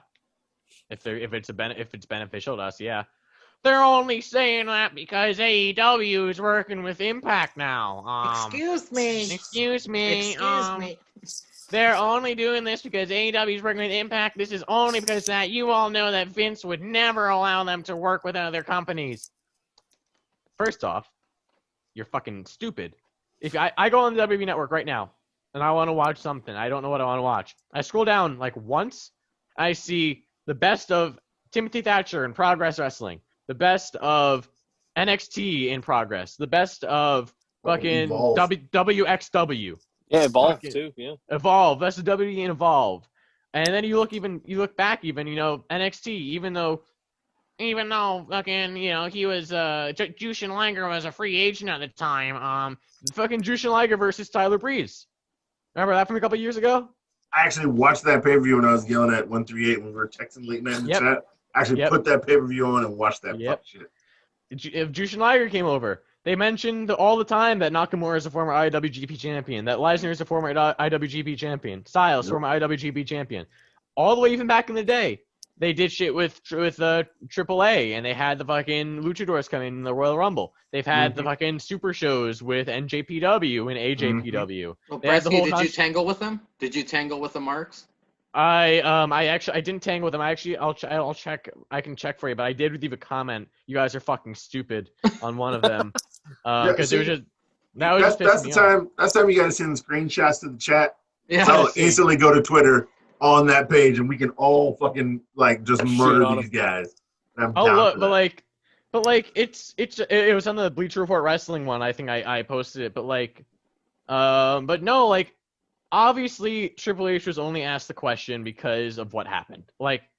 Fucking the night before, AEW and Impact are working together, and now it's obviously that's gonna. But I think somebody asked Kenny that question a week ago. And Kenny was like, well, would you ever work with WWE? And he was like, well, if they were willing to work, I'm willing to work with any brand for cross-promotion. So I think that's probably why somebody asked Triple H that. I swear Kenny got asked that question a week ago, and I saw it on his Twitter. I mean, Kenny has worked with WWE, through Xavier Woods and shit like that, too. Yeah. So it's not because he's completely out of the question. Yeah. It's not like he doesn't know the guys who are over there, and he wouldn't work, and the matches wouldn't be great. It's just that, I don't understand the whole brand thing. I just I get that you're kind of in competition, but why can't we just have one big wrestling benefits everybody huge thing? It benefits everybody. Yeah. Oh, but you think of it also if Vince again and this is from business perspective anyway. It's Vince obviously, but if from a business perspective, And obviously the other arguments of, well, they actually aren't partnering with Evolve and all these. They bought them out. No, they actually bought. they're still taking talent. Actually, you're forgetting. They saved Evolve because Evolve was going to go out of business, and they bought them over the pandemic. So they saved Evolve. And how many great stars? How many great stars came from Evolve? Austin Theory through NXT and fucking killed it. Matt Riddle. Matt Riddle. They've even lightly promoted fucking Bloodsport. They've even lightly promoted Bloodsport because of Matt Riddle. But no, like obviously there's because that's why as a business person you have a financial reason. Like if I'm WWE, I see something like Evolve. I'm like, okay, well Evolve has a lot of great young talent that I want in NXT. So I might as well bring them over or like work with them so I can maybe like influence some people. So obviously there has to be a reason. It's like if Vince were to work and even they've worked with TNA because they've had Dixie Carter on like fucking 24 documentaries and they've had footage from TNA. But like if I'm a WWE, brought Bobby Lashley back from TNA. Yeah. He was over there thriving with EC3, and then they brought EC3 to NXT from TNA. They shook the bed with him. It was bad. What about his Impala? His Impala still gangster. 87. But like, if Vince, for like WWE to work with like Impact, for example, when Impact was doing all this shit, Impact is another commotion that kept on taking shots at WWE. Like whether it's all the way in the early days of the New Age Outlaws going over there and naming their new team name VKM, any of that, Hogan and Bischoff and Nash and all that. Like that was what they were. They were the alternative to WWE. So you tuned in either with WWE or instead of WWE. And so for them to partner with them, it wouldn't really make sense financially. I mean, it would make sense financially for Impact because they had financial problems forever. But it wouldn't have made sense financially for WWE because of the size of the audience. That audience is either A, people who watch all wrestling, or B, people who are sick and tired of your company. So they're not going to come. They're not going to come back anyway, and they're going to stop watching Impact. So if anything, it helps the wrestling business. For WWE. I mean, how many guys left or got dropped off and then thrived and then came back? Exactly. Drew McIntyre. Drew's a big one. Even Angle finally came back. He was over there. I mean, Christian and Drew McIntyre are probably top two guys. Shelton Benjamin, and also Shelton Benjamin, not even TNA. If we're not talking just about TNA, Shelton Benjamin. You can talk about Tensai. Like those guys thrived in TNA and came back and got world championship title matches in WWE because they saw that, these guys could carry a company. Damn, I never saw it. But then again, you never gave them that shot because you put them in these shitty roles and expect them to get over that way. Well, I want to move on from this real quick, but let me just throw this in there. We're taking baby steps. But I've said it on this podcast before. My goal, hopefully before I die, is the Pro Wrestling Olympics. I want to see everybody fight everybody. And this is baby steps. I know WWE is going to be the holdout. It's fucking baby steps. I cannot wait for that day. You guys know I'll have a permanent smile on my face. But this benefits them. This benefits you can't have 4 world champions fighting each other because who gets over? Yeah, you they have to discuss. That's the problem. I could barely figure out who I wanted to go over in Drew Roman. I do have bad news. That's even 5. That's even 5 because you have NXT champion as well. I have bad news, fellas. What do you got? Bad news for the tripod. Bad news. Is it that I'm on it? We did predictions, no punishment. Yeah. But the final score was Cesar 2, Bretsky 3, Mangria 3, Jake 4. Oh! Would you look at that? Yeah, but only you and Jake wanted to do it. I didn't even care. My heart Jake won the practice prediction. So, fellas, let's step up our game. This is official prediction. This is like Jake NXT. Being really good. This is like Jake being really good at masturbating, but then being shit at sex. Yeah, that is true. That is first of all, me and Bretsky were adamant. We did not. Yes, I know, Cesar. I know. Just because Layla Hirsch and Britt Baker is a real prediction-worthy match. Yeah, we all picked that. Poor Russian Munchkin. The Russian Munchkin. Look at Jake, who's just celebrating with his pink beanie. Yeah, look at that little pussy ad on him. It's the only pink he's gonna see all year. Hey, Next. you're right. Hey, people ask Jake why that's true. Well, I'm living the gimmick, bro. I'm living the gimmick. I did get my After Party Hangover tripod session shirt. It's The unfortunate most that generic thing ever. yeah, it's pretty Yeah. generic, but Yeah. I did get it in the mail. I'm still waiting to get the. I'm gonna wait for the New Year's sale, but I'm definitely gonna pick up one of the DK Country fuck shit country shirt. Great I'm shirt. definitely getting a fuck shit shirt. That shit's awesome.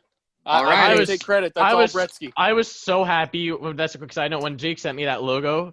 Like after I mentioned it, oh, it looks so good. It looks so good. That might be the best shirt on the site. It's really good. Yeah, it's Yeah, really good. grab your passports, man, because fuck shit country you get a trip out of that out of nowhere. We Yeah, are right, man, now let's go. going Remember to it. discuss the go home show of Get your NXT. Italian hands up. NXT. NXT. Oh, And no, the spaghetti. Gargano, So spaghetti. buy some meatball. No, What's I the could go for some Parmigiano meatballs on my right now. shit? As a true Buying mega the pounder, I gambling could go for some games. meatballs. we can kick off. We kicked off the show Yeah. with everybody on stage. Of course, Pat Patterson had passed away. We get a pretty damn good video package for Pat Patterson. Great video package. You guys have any Pat Patterson memories before we move on? No. I wasn't Juju around shit was to always watch it. good. R.I.P. Hold on a second, Jake. It keeps saying that you entered the waiting room. I don't know Uh-huh. why. Well, It's all of Jake's Are you friends from doing that on Circus Circus purpose? Are you Maybe. doing that on purpose? Maybe. It's- Oh, I you think he's trying to get motherfucker. back on his This computer. motherfucker right here is trying to get on his Let me in. computer On also. his computer. Now we're Oh. trying to go to Oh. the five. We're trying to go over to the Yeah. 5 pod, not the tripod, the 5 pod. See? There he Second Look is. at pod? this bitch. Yeah, Five see? pod. Look at this bitch. I knew he was going to try this fuck Oh. shit. Oh. All right. Okay, that is You pretty should've funny. known. That is pretty Should've funny though. known. That is Yeah, that is see? pretty funny. The power goes out. Oh Nice. please, oh Oh, please. God, I hope it goes out. Okay, we kick it off with Damian Priest and Leon Ruff tagging. Johnny Gargano on commentary. Damian attacks a Brown Order earlier in the day. That's what prompted this match. Damian Priest and Leon Ruff versus Santos Escobar and Raul Mendoza. Like what Bretsky was saying earlier, Leon Ruff is a joke. What do you call we get a hold on. As if Bretsky, as if all of us didn't love Johnny Gargano as much as we already do. Bretsky and Jake gets a bonus fucking dad joke of the week. Two dad Oh, jokes. wait, it's not a dad joke because he's not a father. No, It's not a parent. He said that. Because dad He jokes said are that. not. Because Okay, dad guys, jokes relax. are It's apparent. not apparent. Oh my Leon god. Ruff is a joke. What do you call a fake noodle? Impasta. I Impossible. wrote it down because Is that Johnny a dad? said it. Is that a dad joke, Johnny? No, because dad jokes Nope. are Are apparent. apparent. I Uh, popped for that. Like Fucking- out of all the times for me to be on the podcast and to right, actually yeah, watch, I was like, exactly. yes. See, you got to take back every bad thing you ever said about Johnny. I already yeah, have. Jake. Twice. What the hell, You Jake? gotta take it back twice. All right, I already have. I love Johnny I Gargano said in everything twice. he does. Well, this is a I question will for do it Cesar. again. This is me doing it again. This is a question for Cesar and Bretsky. Has Damian always worn a fucking tank top in the ring? This is the first time, Yeah. right? Yeah, No, no, he he's always always has. wearing some mesh He's always shirt. wearing this. No, Yeah, he's normal. always wearing a mesh shirt so you see more skin. Oh, that was this like Johnny's an other actual comment. tank top? That was Yeah, 'cause- Johnny's other comment right at the top of the fucking commentary. Go buy another mesh shirt, you doofus. See? Yeah. He always wears mesh. Mesh While t-shirt because usually a slice out in his pants. Damian was taking it to Mendoza on the outside of the ring, he notices Ghostface in the spectator area. This distraction allows Santos to hit a hell of a fucking tope suicida Oh, yeah. Ooh. to Damian up against the barricade and plexiglass. Commercial picture-in-picture. The Brown Order dominate Damian. Santos with a unique leg lock to Damian. I believe this is the first time the North American champion and the Cruiserweight champion have been in the same match. Damian Somebody hits say a that. reckoning, and Leon with a frog splash to Mendoza. Pin for the win. Damian then points at Gargano. Gargano now has two ghost faces behind him. What the fuck, Bretsky? Okay, we'll I start don't with remember. Hey, Cesar. I'm back. No, I said to stretch, and I didn't want that to be on camera. Why not? He pulled his dick out for a Snapchat. Yeah. Nice. Cesar, what'd you think of the kickoff Respect. match? No, I thought it was great tag match, especially with the Johnny always ragging like, "Oh, Damian Priest need to mind his business. Why are you trying to team with Leon Ruff? Leon Ruff wanted this tag match, blah, blah, blah." I thought this was great. Great heel work by Johnny, as always. Come on. This guy on the mic. Johnny's pretty good on the mic. Did they call him Johnny Commentary, or am I making Yes, that up? they did. No, they did. They called him Johnny They did. Commentary. They did. Because Johnny always gets a name no matter what he Yeah. does. And then Wade Barrett was blowing smoke up his ass. He said, what are you talking about? Johnny Gargaro's a great guy. He said, wait, am I not a great guy? Johnny, you are the greatest. Wade said it himself. He said it himself. I'm a great guy. Yeah, I like how I like and don't like how there's two ghost faces now. So I don't know who the second one is. Who do you There's think a they are, payoff. though? Who do you think they First of are? all, be come on. fine. The first one's still Austin Theory. Okay. Yeah. I think. I'm still keeping Yeah, that. I guess that makes Still sense. keeping that because Austin Theory is the only person who talked. Well, Johnny Gargano is the only person who talked to Austin Theory saying, "Yeah, kid, Yeah. you got great potential, but you can't seem to lock this shit together because you're too arrogant. You need to lessen yourself to learn from a great person." Blah blah blah blah. He typed himself up. So I honestly think one of them is Johnny Gargano. Can And I the throw- other is Velveteen Dream. Wait. Can I throw The this coon- theory? the Wait. coon- Can I throrow Look this at you theory? started, Jake. Go Look at you ahead. started. What you got? The Rascals. Who? Oh, could be the Rascals. Who? The Rascals who left. What's the Impact. place to go to? Oh yeah, I heard about that. You know, the place that APPW gave the rub to? Yeah. Okay. Look what happened ever since APW worked with Impact. That's true. Okay. But if it is them, that means Johnny gets a faction. Why not? That's the whole power couple faction. That's 5 of those motherfuckers. Yeah, why not? Fuck it. Plus Go for Indy. it. I ain't mad at it. Maybe yeah, Andy will watch I'm putting NXT now. Candace in Indy. Yeah, Doubt it. I ain't mad at it. The Cocaine Cowboys, they look good as always. I like the fact that at the end. Oh, I like the fact that when Priest was shooting arrows, Johnny Gargano literally went out of it. I hate that damn arrow. It's a fake arrow. Why you shooting fake arrows? Yeah, go shoot fake arrows. These arrows, my God. these fists ain't gonna be fake on Sunday. You shoot your fake arrows. He kept saying that. Right before he hit the Reckoning, Leon Ruff wanted to get the tag, and he gave it to him. Reckoning, Frog Splash, great ending. Leon Ruff gets the win, and they're both looking. And Johnny's kind of like, "Yeah, I got one for both of you. I got one for both of you. I'm gonna beat you by myself, but I still got a backup plan for both of you." I thought that was great storytelling. Yeah, Johnny on the mic was good. Dad joke, not dad joke. Parent popped me because it's Johnny, and Johnny can't do no wrong. Johnny, no wrong for me, baby. Johnny But No I thought it was good. After party, Jake. What did you think of the kickoff match of this week's NXT?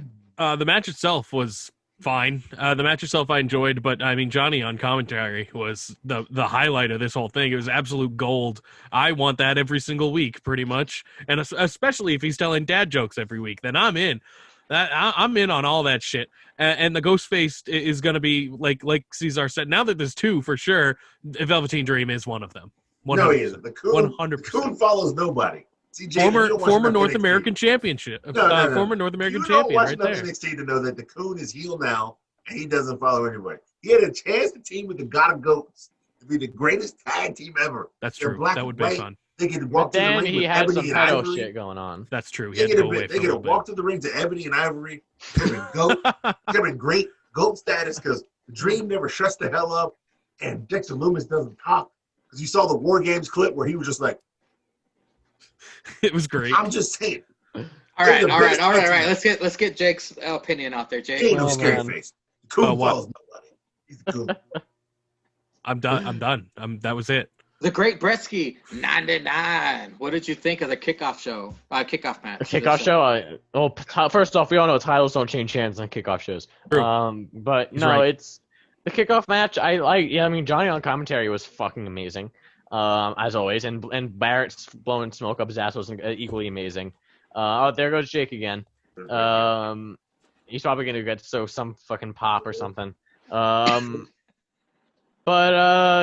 Velveteen Dream pop. I liked it. I think also you got it wrongly agreed. The reason this match happened is because it was supposed to be Leon Ruff and what's his face who's a number 1 contender for the NXT Cruiserweight title, Kurt Stallion. Oh, And then Priest is like, no, listen, I want to protect Leon Ruff until the match, so I want to be in this match. I'm like, all right, sure. I liked how I like this. I like the idea of Priest still wanting to protect Ruff. I liked the match. Match is fun. It was a fun opening match. Johnny on commentary, like I said. I really enjoyed as well the what's it called? Again, I like how they're mixing in Santos with his lackeys. And I like how they're mixing in Santos with the other champions and like other feuds. So it kind of gives some more luster to him. So I really like. I guess I also we'll get to this later. I think that Santos is bound for a long title reign because I think that Jake Atlas will take it off of him way down the line. But we'll get to that later. We'll get to that later. But that's my theory. But I think that it's good to get some more luster on him, some more shine on him, because I think that he's already had a pretty long title reign. I think he's in line for a pretty lengthy title reign, and I am here for it. up next, I'll just blow through this real quick. Shotzi working on her fucking tank, and we get Ember Moon or Poon and Rhea Ripley gift Shotzi an engine, which looks like the briefcase from fucking Pulp Fiction. Mhm. I guess Shotzi, Ember, and Rhea are now officially on the team for War Games. We get a video package on the Undisputed Era. They eat at a loud restaurant. Great video package for their War Games match as well. We get fine Cameron Grimes, all cocky like he is, headed to the ring with a sack.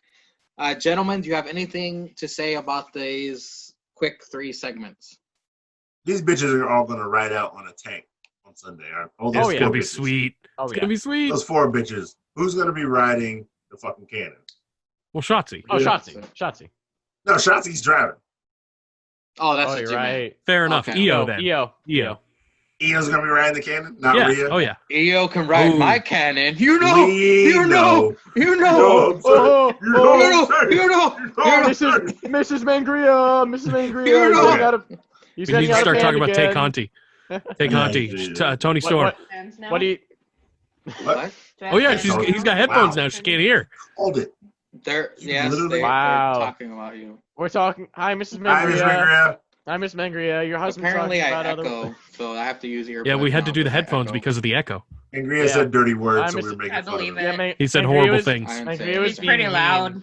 He's not is being loud. a star. He's not being a star. My He's being a cup's bully. empty. Can you get me some booze, please? She's gonna Wow. punch you in the face. Punch him in the face. Wow. She's You gonna throw ask her to make you a flip-flop at sandwich too? What the They fuck? should punch you. It's for the podcast. It's empty. It's like, hey, make me a It is. sandwich, lady. Chop- Let's fucked chop up. him Don't for do the that. podcast. Yeah, chop him with the podcast. Chop him across the chest. Smack Chop him. him one good Chop time. him. Chop for the him. podcast. Good chop. Let's go. A good That's chop. water.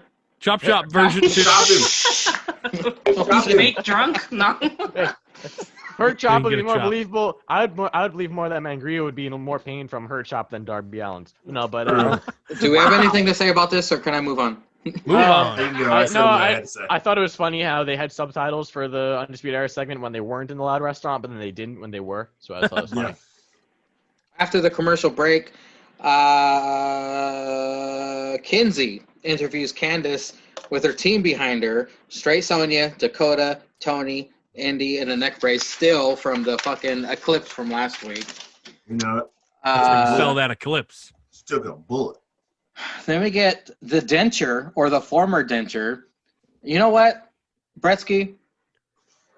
You Yeah? take it. You take it. Mm-mm. What happens Well, next? So this next match is scheduled for one fall and with a One no fall! time, with no time limit. And introducing first the denture / former denture August Gray. I like comes that out. guy, by the way. I like him, but Great he has such mustache. a weird look. Such Great a mustache. weird Super look. generic weird gear. Yeah. Great mustache, though. He's right, great mustache. And then all of a sudden, making his way to the ring from Bretsky's heart is fine Cameron Grimes, and he may be walking to the ring, but you know as well as anybody that he is going straight to the moon, baby. Sure. And they have a competitive match. Cameron Grimes No, wins. they don't. Shut up, Caesar. They had a competitive match that Cameron Grimes had to fight, and he won with a cave-in, baby. Which was trash. It was a pretty bad cave-in, but he still won with the cave-in. The And swing then at rock bottom looked better. Like, that should be his finisher. That fucking swinging rock bottom he did looked way better than that came in. Moving on from his insolent comments, Yeah, okay. I'll keep saying them though. fine Cameron Grimes went and grabbed this bag. Instead of having a snake like Jake the Snake Roberts, Yep. he had a strap in the bag. And what And did he do? he immediately strapped August Gray to him, and he started whipping him around, Whooping him. clotheslining him, whipping him Yep. with the belt. He I said, seen it. fine Cameron Grimes ain't scared of Dexter Loomis. And this is what happens Mm-hmm. when you get strapped to fine Cameron Grimes. I Yep. would be pretty scared if I was strapped to fine Cameron Grimes, because I bet he's a you would. he's a rocket ship straight to the moon. I would be outside the rocket ship dying in Mhm. space from a lack Yep. of oxygen. And Space. so all of a sudden that piece of shit got a goats. What? The piece of shit? What? You talking about the wrong piece of shit? Piece of shit was in the ring. They gotta go. Caesar, Not the strap. hey, excuse my drunk friend. He has no idea what he's talking about. Yeah, okay. Because we all know This who the piece gotta of goes. shit. You said the This piece of gotta shit gotta go. go. This got a goats. The August Ray gets thrown out of the ring. Mhm. Cameron Grimes goes to pull him back when who else but fucking Dexter Loomis is They on gotta the go. other end of the strap, and he whips him once, but he doesn't really Slithered get a his good way in. doesn't really get a whip on him. Then he gets a good whip on him, and Cameron Mhm. Grimes goes running off. His monkey ass. I don't appreciate your tone. He whooped him like it was 1668, and Cameron Grimes was a slave in Georgia. That's how he whooped him. He whooped his ass good. Like it was fucking Django Oh my Unchained God. and Jamie Foxx in the Quentin Tarantino movie. That's how far he whooped him. Django. Oh, I love Django. Django's so Holy good. shit. Django Oh, is so Django's such a good. good movie. Yeah, so that's what happened. Well, Dexter Jay, Loomis hold also on. has a sweet mustache. Jake, this is if you had listened to all the tripods, this is the kind of shit you could hear. It's fucking gold between Bretsky and In between Cesar. the 4 hours. In When between Oh, it- I believe it. When Yeah. it comes to Cameron Grimes and the God of Goats, Dexter Loomis is fucking funny. Yeah, I don't have Much- 4 hours every week to listen Much to you. love to the fucks. God of Hey, Goats. hey. You Look, listen to you're part podcasts of all it the now, time. Come on bitch. now. You're right. You're part of it now, you son of a bitch. I know. Well- I'm the fuck. Let's get your 2 cents, Jake. What'd you think of August Gray versus fine Cameron Grimes? I have talked in the past about being quite a Cameron Grimes fan. August Gray's mustache is fucking sweet. Dexter Loomis's mustache is fucking sweet. I appreciate a good It is. mustache. They're great because it's hard to pull off a mustache. So if you can, it's very impressive. That's all. That's my takeaway. The match. Who cares? Who gives a shit? I'm excited for the strap match. That's gonna be fun. Cesar, the one thing that I noticed that I guess when Cameron Grimes pulls the strap and Dexter Loomis shows up, I think Cameron Grimes said, "Oh shit," and the sound was cut. yeah. The The sound, sound went was cut. out. Sound went out. You're But right. what Sound were went your out. notes on your favorite Cameron Grimes versus August So Gray? I go, well, because Grimes is beating the fuck out of the denture. And I go, Grimes is still yelling about Loomis. What's in that bag? Is there a fucking strap in that bag? There's a strap in that bag. I want don't even know what's Cesar happening on in the ring, commentary but- so badly for fucking But I was actual like- MC. Absolutely. I was literally just focused on the bag. It's I just remember- fucking. It's just Vic and like Beth like just talking about the actual stuff. All of a sudden, Cesar just puts in, "What's in the bag?" What's in that motherfucking bag? Hey, yeah. Dude, if I was on NXT commentary, I guarantee you we would win every week. So I'd be like, hey, Beth, what do you think's in that bag? You think it's something good in that bag? Or you think it's another strap in And then that you'd bag? call Velveteen Dream a coon and get kicked I off. would. And, I would yeah, literally, yeah. oh, shit, It'd be a the whole coon. mess. It'd be a whole mess. It would just be like they'd cut to like the commentary booth. Vic just has this fucking horror. He's like, He's like, Did you just say that? did you just call him a coon? and then What, I'm Caesar, black? Caesar just looks at him and he goes, "Well, he is." He is, and I'm black. Triple I can H is on the mics. Cut it off! Cut it off! Hurry, turn this shit off! say- Yeah, but see, Bring Shawn in Billy Michaels would Kay. be like, Shawn Michaels would be like, no, let him talk. Let him talk. Bring in Billy Kay. Bring in Billy We get Kay. ratings. I literally wrote that swinging rock bottom looked better than the cave-in. Oh, It did. It did, though. It did. That looks like it a did. finisher. The cave-in is not impressive. The cave-in is either really good or really terrible. Yeah, It's really usually good, never- but wait, That's are usually you not talking about the impressive. collision course where he like hits them and then they flip? Is that No, what you're it talking was about? like he threw the man off the ropes and like he caught him Yeah. over here and then swung him and Oh, then slammed and then it was okay. like it was some off the rope shit, but he caught him on the left, swung him around to the right, and then he literally has a rock bottom move like that, and then he just like slammed him down, and then he hit the cave in. And right after, it was like literally a signature to lead into the cave in. And that shit looked great. So if he could hit that on everybody and that was his finisher, I would like. See, you know my problem about Cameron Grimes. His character he doesn't work, want to admit it. Look at he was his right there. He character was work so great. close. He was so His character work close. is great. His character work is great. I don't Look at like this. a lot of. We're his making in-ring progress. work. We're making progress. I told you guys this shit from the jump. It's like You did. something about. It's like his voice, but like his voice when he's terrified or when he's scared is on point. When his voice when he's all cocky, I just don't like. But like the cave in, I don't like. I don't like it either.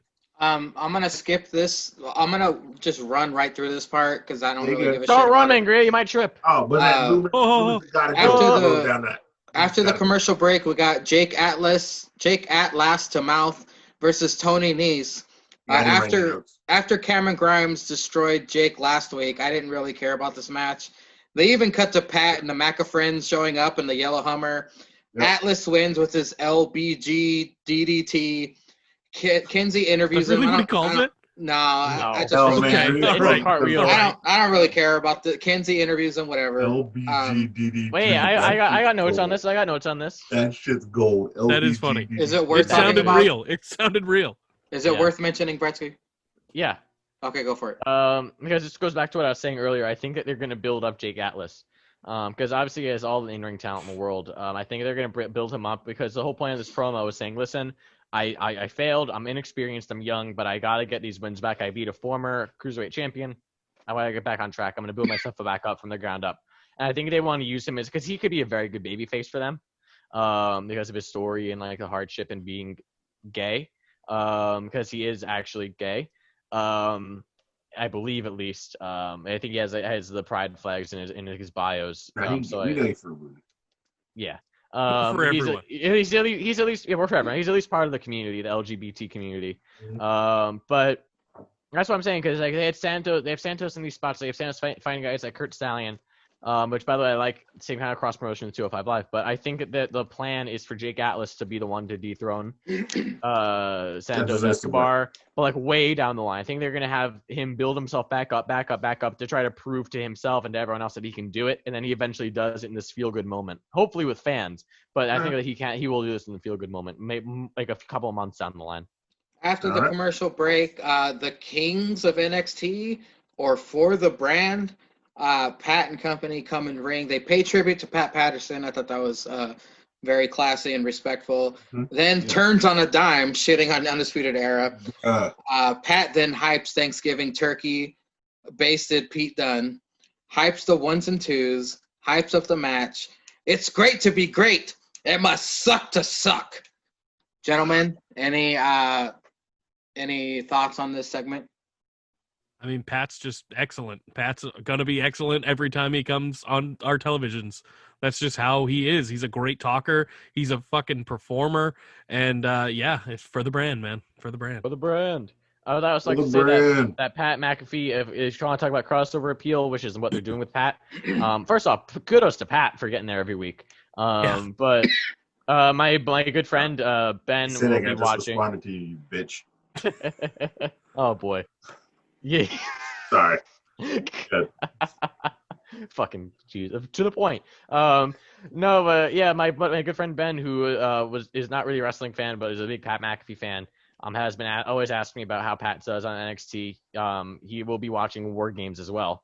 So, War Games. War Games. But yeah, so that's crossover. That's crossover appeal for you. So my shout out to my friend Ben, who will be watching War Games specifically for Pat McAfee. But there you go, that's crossover appeal. CM Punk was he liked Pat McAfee. So he gave a great. Yeah. I would say Pat McAfee gives a great promo. Yeah. He gives a great promo every time. He knows how to cut through to be a heel, and then I like how Pete Dunne still doesn't react to anything. Like he'll be walking by and Pat McAfee gives him the rubs on the elbow. He just lets it go. He doesn't disrespect it, but and then when Pete Dunne reached for the mic, Pat was like, "No, you got it." He was like, he's shocked, and then he was like, "We're ending the undisputed era." And Pat's like, "Man never talks, but he speaks the truth. That's what we're doing." And then fucking drops the mic because like he gives him the respect of who Pete Dunne is. And yeah, he still brought up the Mercedes for your boy. He's like, "I bought a car for a dude to take somebody out." He ain't not even even here no here. more. Like Pat is on point with promos. Money.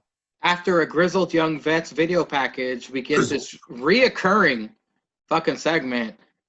I don't know what to think about this, guys. Zaya Yakuza and segment? Boa, yeah, Bro, Zaya Yakuza, and it's Boa Yakuza. are waterboarded, sort of. Shang Tsung ordering them to do it Yep. to themselves. They then get attacked with kendo sticks. That's all I Yeah. wrote in that. The Everqueers versus Grizzled Young Vets. Nope. Imperium kill the Everqueers. They yell at the Grizzled Young Vets. We then get Imperium versus the Grizzled Young Vets. James Drake shielding Gibson with his own body from hitting turnbuckle. Always, I love that move. Fabian Eichner looks like the default creator wrestler you start with before you True. start adding hair and clothes. After the True. commercial break, incredible tag team chemistry by the Grizzled Young Vets. This is a Cesar line. Wow. This foreign crackerific match, very hard-hitting. Marcel pushes Drake off the turnbuckle, to which Eichner then catches Drake in midair and still Midair. has the strength Yep. to hit a So pick his suplex. dumb ass up. Spoiler alert, Eichner is my wrestler of the week. The motherfucking Well, strength. you spoiled it early. You do get mad at people for doing that. Oh, you spoiled it early. The I motherfucking didn't say strength that took and he pulled it off amazing. He then pulls off a diving top rope frog splash to Grizzled Young Vets and his own partner to the outside, but then Everqueers ruined this fantastic match. Jake, we'll start with you, buddy. What were your thoughts on this tag team matchup? I can tell you for sure, Grizzled Young Vets versus Imperium is way more interesting than Grizzled Young Vets versus Everrise. I don't need to Facts. watch to know that. I mean, the match itself was fine, and like you said, it was kind of ruined at the end where Everrise, they were all pissed off, and they got their revenge. But I wish there was a finish to this match because it was fantastic. But there was a lot of white meat flying around. You're right.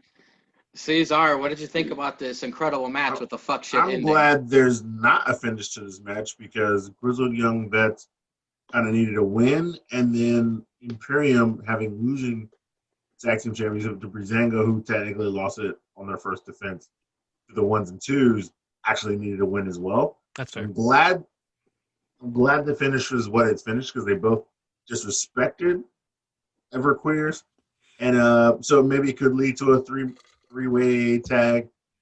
This could be fucking War Games pre-show match. To me, this is a War Games pre-show match. Shouldn't be on the main card. Everqueers are No. garbage. That's If they so have, great. if that they soon, have, though? I don't think they have. They I'm don't have just saying pre-shows. Just They don't have yeah, pre-show matches. but they don't have pre-show matches. But just in case they did, this could always be one. But takeovers are so many years, so many months apart. So this might be next week. Like, to be honest, because they give away free money on NXT every fucking Yeah. week.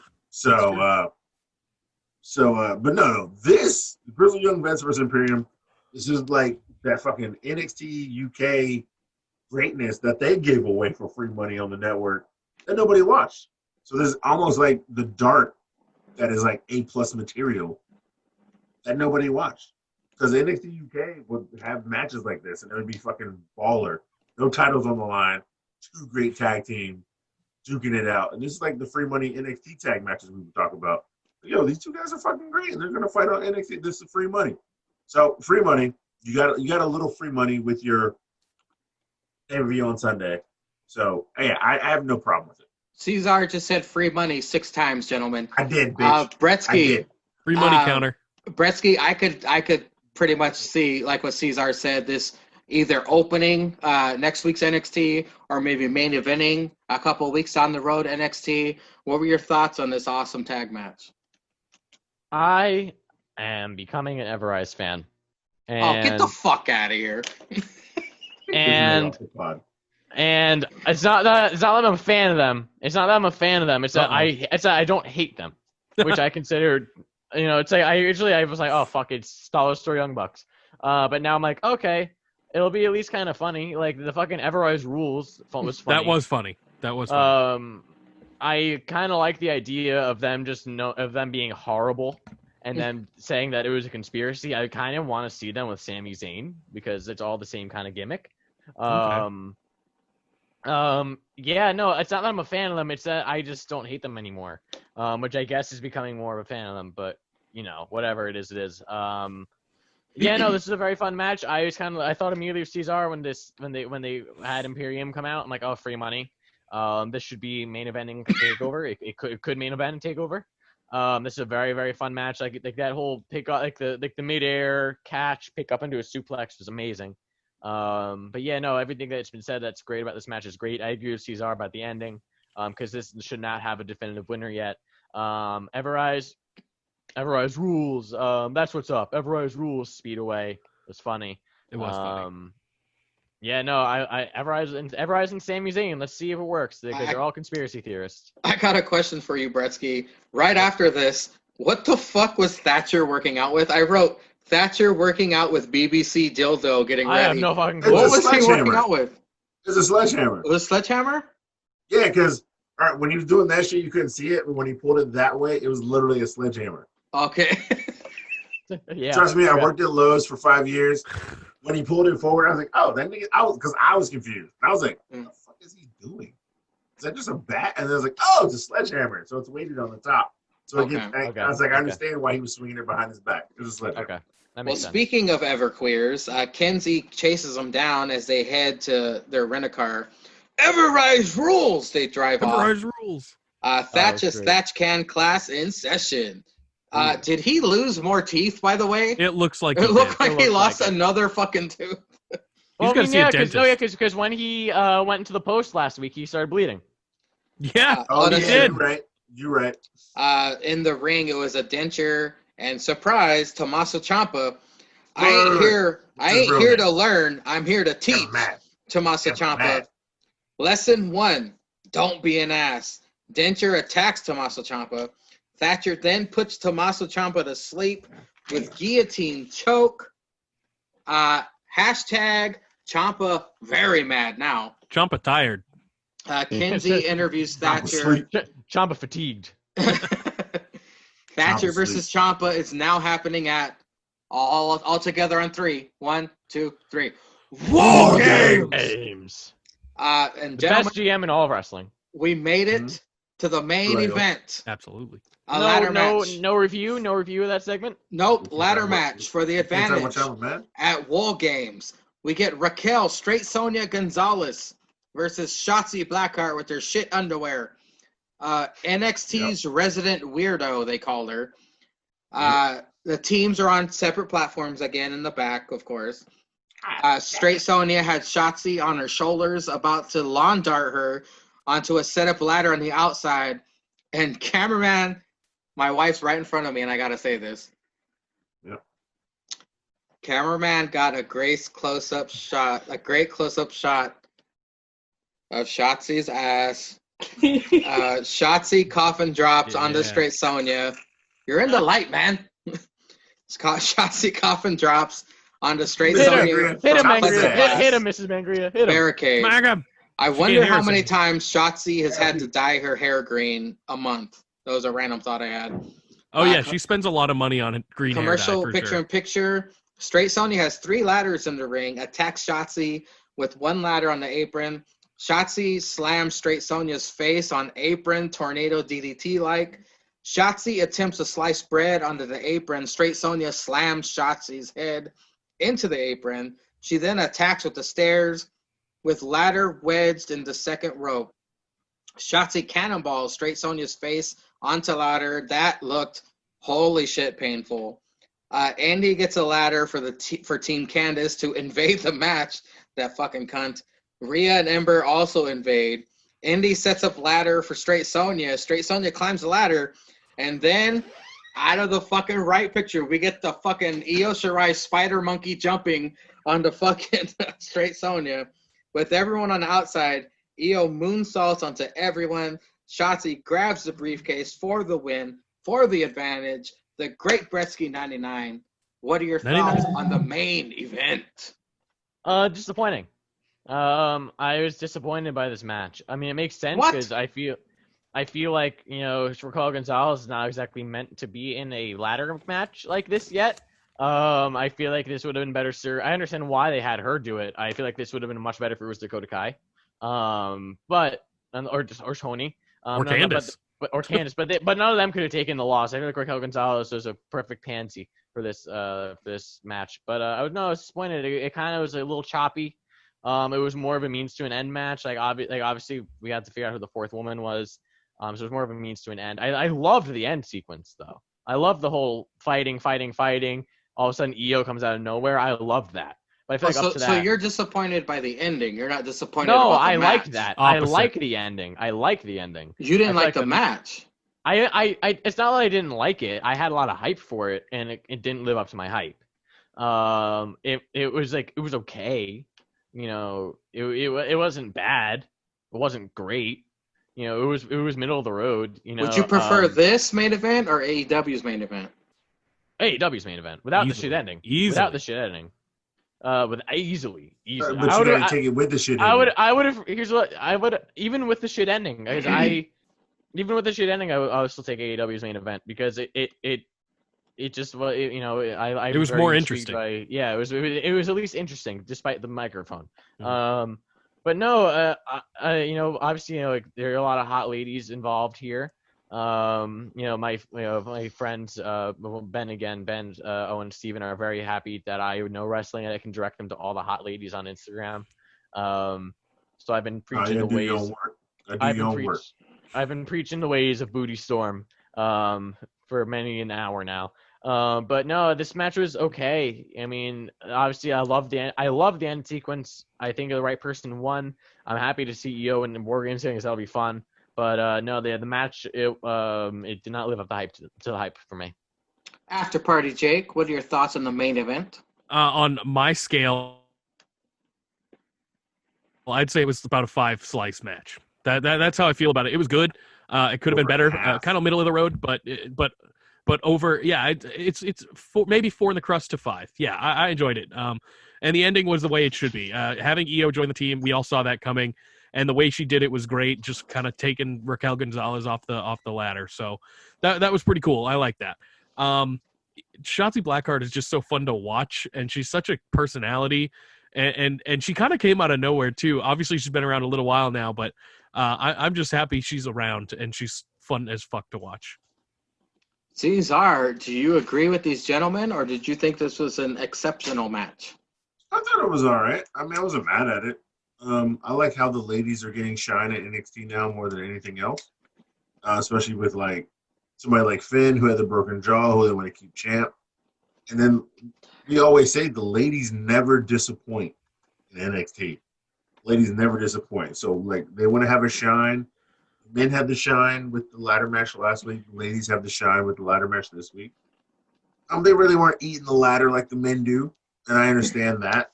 I understand that aspect of it, and so I got to take that into. I do agree, kind of like Shotzi shouldn't have been the one in the match as the team captain.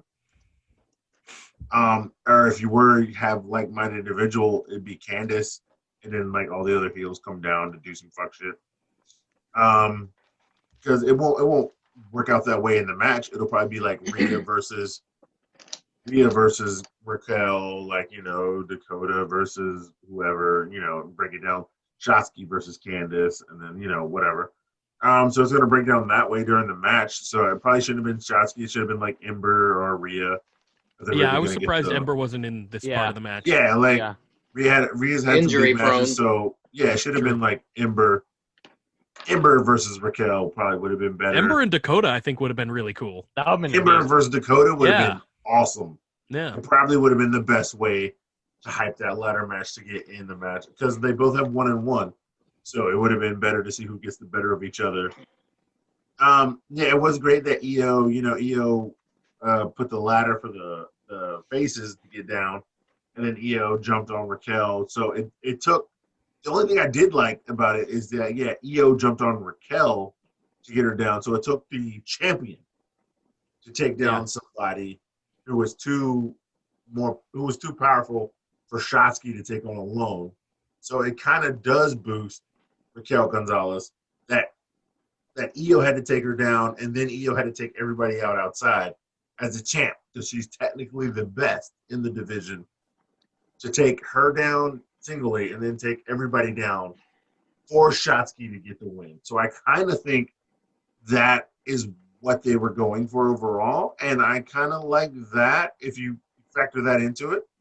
That it had to be the champ. It couldn't have been like just Rhea take Raquel down and then Io hit the moonsault. It had to be Io to choke her out, take her down, get her outside, and then hit the moonsault. It had to be the champ to do that because it took technically Shotzi, and then it took technically Io to take Raquel down. It took two women to take her down. And so it gives the faces the advantage. So technically, like you said, it took two people to take down Straight Raquel. Sonya. When the match starts, it possibly could be 2-on-1 Straight Sonya. Yes. And it's more believable. It'd be more believable that they need. So even though the faces have women.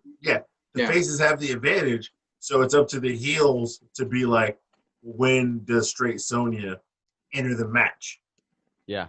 So like, does she enter near the end where she's kind of fresh and can still like really fuck these bitches up, or is everybody gonna pair off? Like, so it gives that faction, it gives that memory, it gives that thing of whenever Straight Sonya gets in, it's now, because even Wade Barrett said, like, yo, she's powerful enough for two women. Wade Barrett said she threw them still steps, and I had a hard time throwing them sick Vic. So she's so powerful.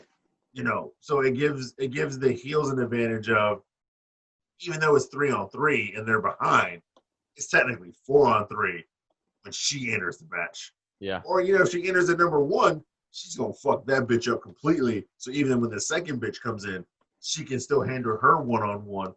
So then when it's the heel's turn, it's technically 3-on-1. Well, then that kind of makes sense then that they had Straight Sonya in this ladder match, because they're trying to show us that she can take a ton of damage. So if she does enter first in the War Games match, we're not going to be like, oh, come on, she can't take out two women, when in fact it took two women to take her down in the ladder match. Out. So it would have to be like her versus Io, who is technically the best in overall the division, to be like, oh, well, Io's the champ, so she's got to bring it to Straight Sonya.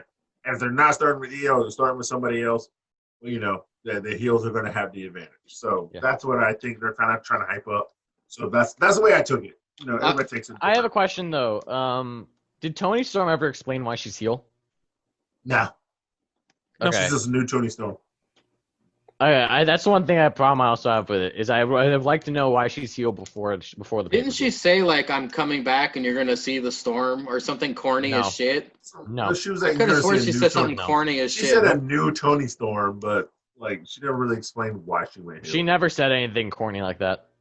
I could have sworn. Too bad. I might have liked her even more. I would have loved it. But well, also my dog is named Storm, so I would have loved it even more. Up next, we're gonna do predictions and then wrestler of the week, and then it'll be over.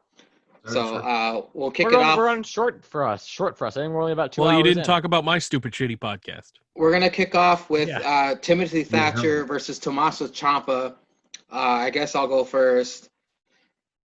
Tommaso Ciampa got choked out last, so Timothy Thatcher looked good heading into the pay-per-view. However, Timothy Thatcher does have the advantage with that denture, who we don't even know who the fuck it is. Tommaso Ciampa could be getting the upper hand. Maybe the denture helps Timothy. I'll just go with Timothy Thatcher with some fuck shit. Jake. Ciampa mad and Ciampa win. Alrighty. Cesar? Yeah, I want to know why the denture was getting paid off by the googly-eyed guy who used to fuck with the watered-down authors of trash. I kind of want to know that backstory. So, but I'm going with Ciampa mad. Ciampa mad. Bretsky? I'm gonna go Thatch by fuck shit as well. I'm gonna go Thatch by fuck shit.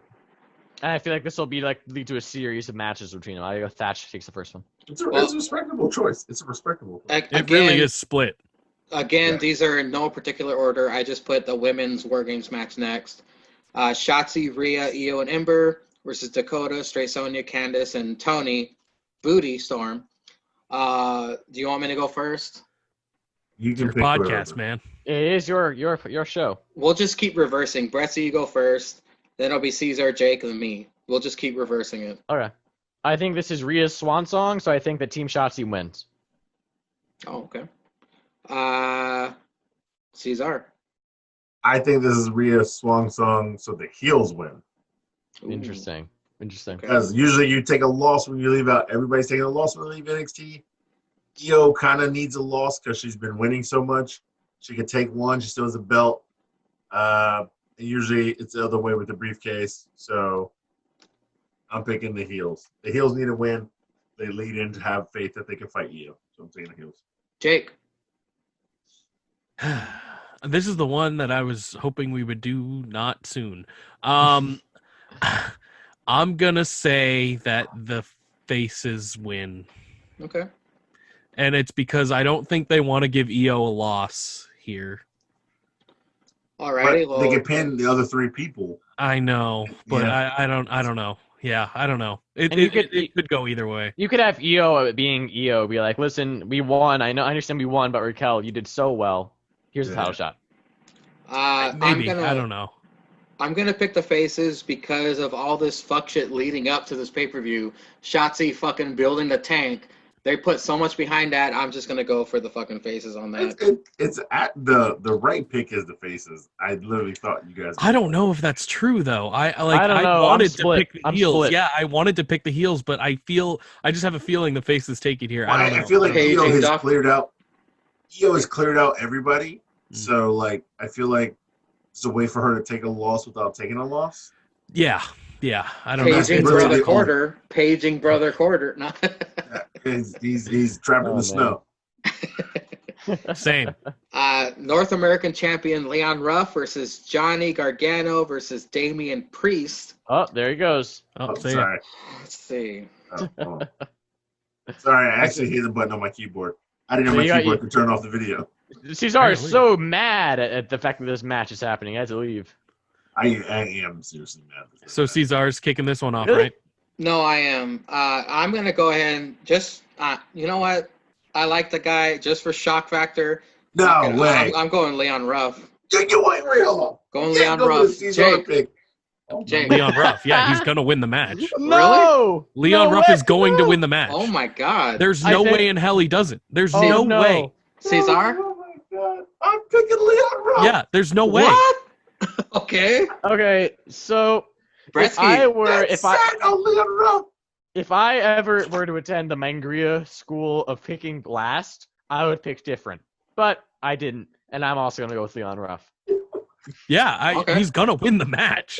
Wow. He's got to. I didn't think you guys were 100%. going to do that. I thought you guys were going 100%. Johnny for sure. No way, Mang- dude. Mangria, I'm gonna pick this for the shock factor of it. So no. I was going I Leon did. on the fact that Johnny is gonna have those two things, and Priest is gonna take those guys out. So Yeah. Johnny thinks he's gonna win, and then Leo is actually gonna hit a finisher 100%. on Johnny for the win.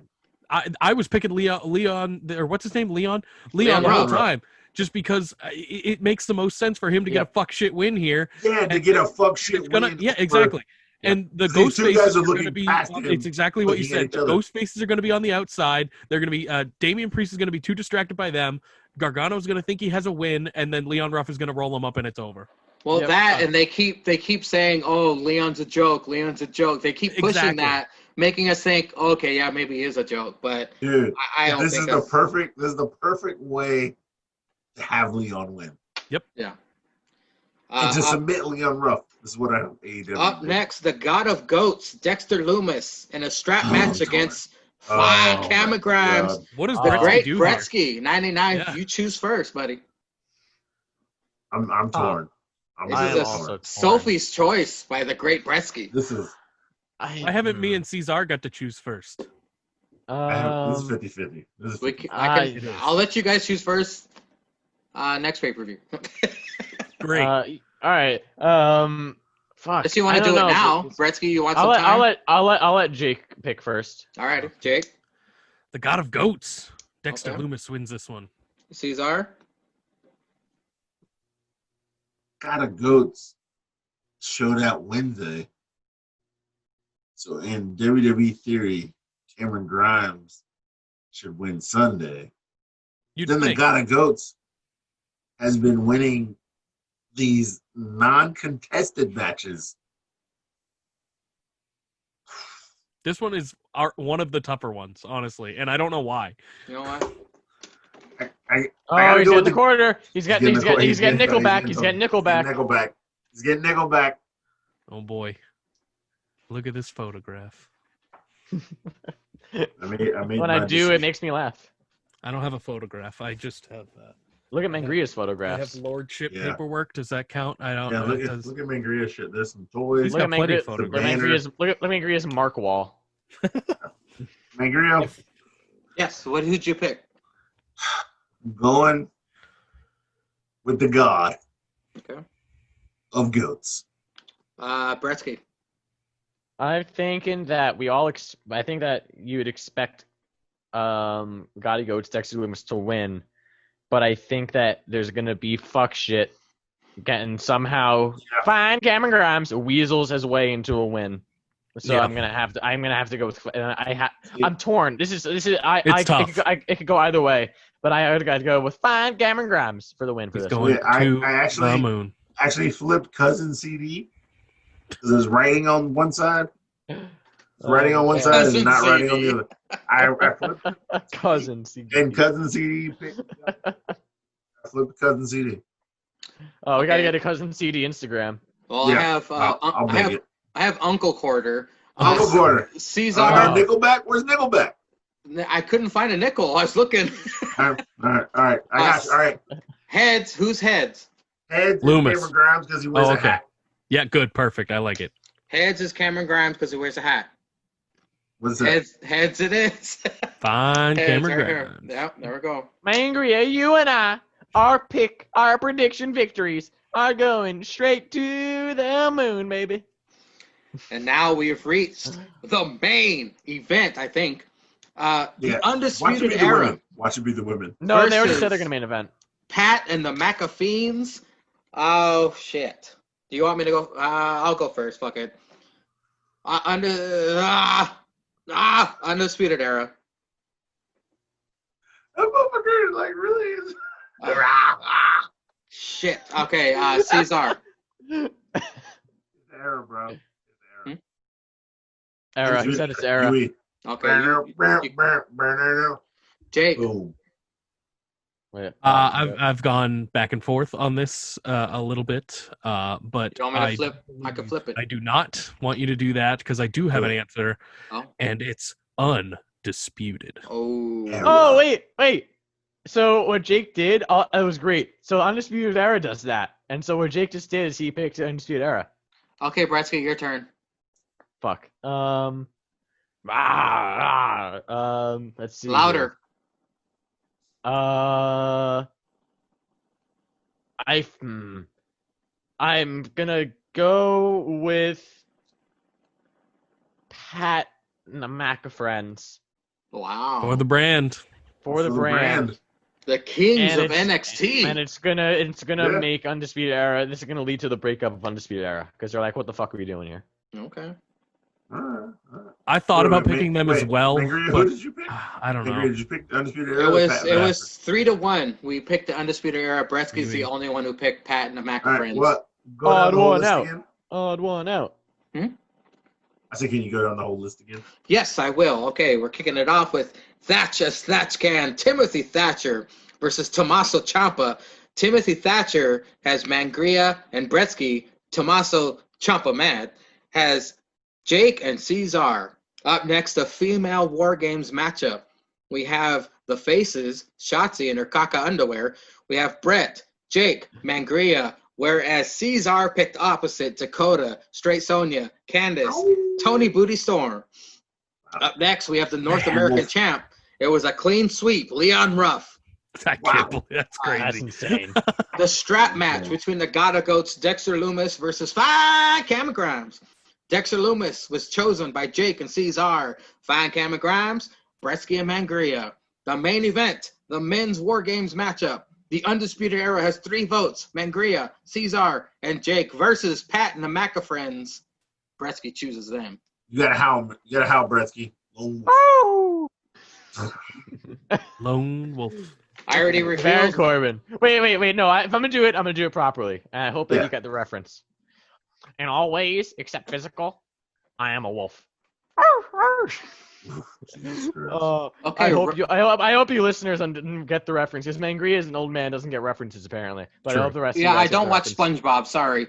Okay, everybody Okay. picked a wrestler of the week. I already revealed mine. Cesar, who is your wrestler of the week? Yeah, I don't know. You don't Listen, know. Listen, What? I didn't really pick one. How dare you, sir? Jake? I really didn't pick one. My fuck shit certified wrestler of the week is Kenny Omega, the new Queen? Fuck outta here. AEW champion. You shit ending counter. You can't count that. Oh, I'm counting it. The The fuck great- shit certified wrestler of the week. The great Bresky, 99. Hold on one second, sir. Give me a second.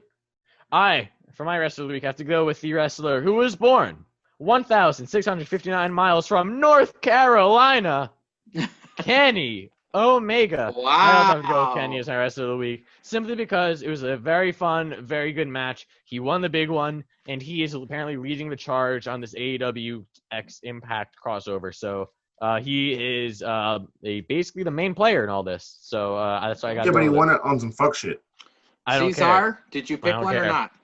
No, I didn't. I don't have a wrestler. Really. Fuck that shit. Kenny Yeah. won on some fuck shit because there was a gentleman's agreement, and then he broke it. So it's technically recycled because John Moxley cheated against MJF.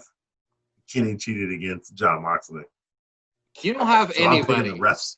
Both I'm Just the pick refs. fucking The ref? Picking the refs for No. Homebag Miro. That's for Homebag Miro. No, you gotta pick. Because 4 refs and 1 being Aubrey Edwards could hold back Miro, but 4 wrestlers couldn't. Get the fuck out of here. You gotta pick Doc Sampson for doing more doctorly duties on this thing that he was told to do than he did on Matt Hardy when he could No, have actually, himself. I'm my gonna God. pick. Actually, you know what? Fuck it. I'm gonna pick Trey Sonya. Fuck it. She looked Okay. good in that ladder. She had a match. good showing, yeah. She had a good show. Even though I'm none pick- of you liked it, Cesar No, picked Trey we never Songz. said that we didn't like it. We I never said we liked didn't it. like it. We said I that liked it. we said we were fine with it. It just wasn't great. I said I liked it. It's just I enjoyed that it took as 2 well. women to take I her also out. enjoyed it. We've reached the end of the episode, gentlemen. It's not 4 hours. We made it Nope. under 4 hours. It's a 2. miracle. It's like 2.5, yeah. It's a miracle. So, 2:15. Jake, you got to plug your podcast, buddy. The podcast that started it all. Go for your plugs.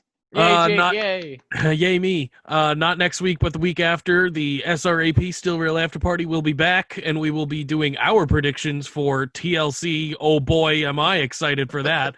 Hopefully I actually win this time. We'll see about that. Yeah, with no But, fuck shit. I there was some fuck shit. Yeah, I got Yeah. called out and I owned up to it. Listen, I'm not going to dispute that. That was undisputed. He had evidence. I can't Boom. dispute that. Boom. So yeah, that's the podcast that started all this bullshit. So enjoy that. The Great Bretsky, 99. God damn it. Hit the He button. did the thing. Cesar's drunkenly hitting buttons. We're at the end of the episode. Yeah, so hi. My name is Ray Bretsky99, and I'm not an alcoholic, but I am a podcaster. You can Little bit. find little baby alcoholic. Hang out with no, these but guys enough. yeah, I had secondhand drunk. No, but yeah, you find my podcast. It's called The Faux Pod. That's for anyone who needs spelling, aka Zanka. THE space FAUX space POD. Find Spotify, Apple Podcasts, Google Podcasts, Anchor, Breaker, all these fun shits. Wherever you get your podcasts, go find that. It's basically every Wednesday gets released an hour-ish of me just shooting shit with a friend of mine, having some fun, having some laughs, just talking shop. It's not that podcast, though. Zanka will be on. Sheriff Zanka, Bailiff Zanka, the host. As long as he remembers. Zanka will be on the podcast this upcoming Wednesday. You can follow on Instagram and on Twitter for updates about the podcast, new episodes dropping, audio, all that fun shit. Instagram, it's at thefauxpod.cast, and on Twitter, it's at thefauxpod_cast. definitely go listen to it. Definitely go enjoy it. Have fun with it. Thank you for listening as well. With Zanka will hopefully be episode 32. And if you want to follow me personally, that's at the Great Bretsky 99 on Instagram. 99. Julius _ Caesar. What are your I love plugs, his man? salads. So, You did the thing. you heard that shit? A couple times when I go take a piss. Julius _ Caesar. I'm on IG putting that dumb shit out every day, every Wednesday's White People Wednesday. I know y'all love it.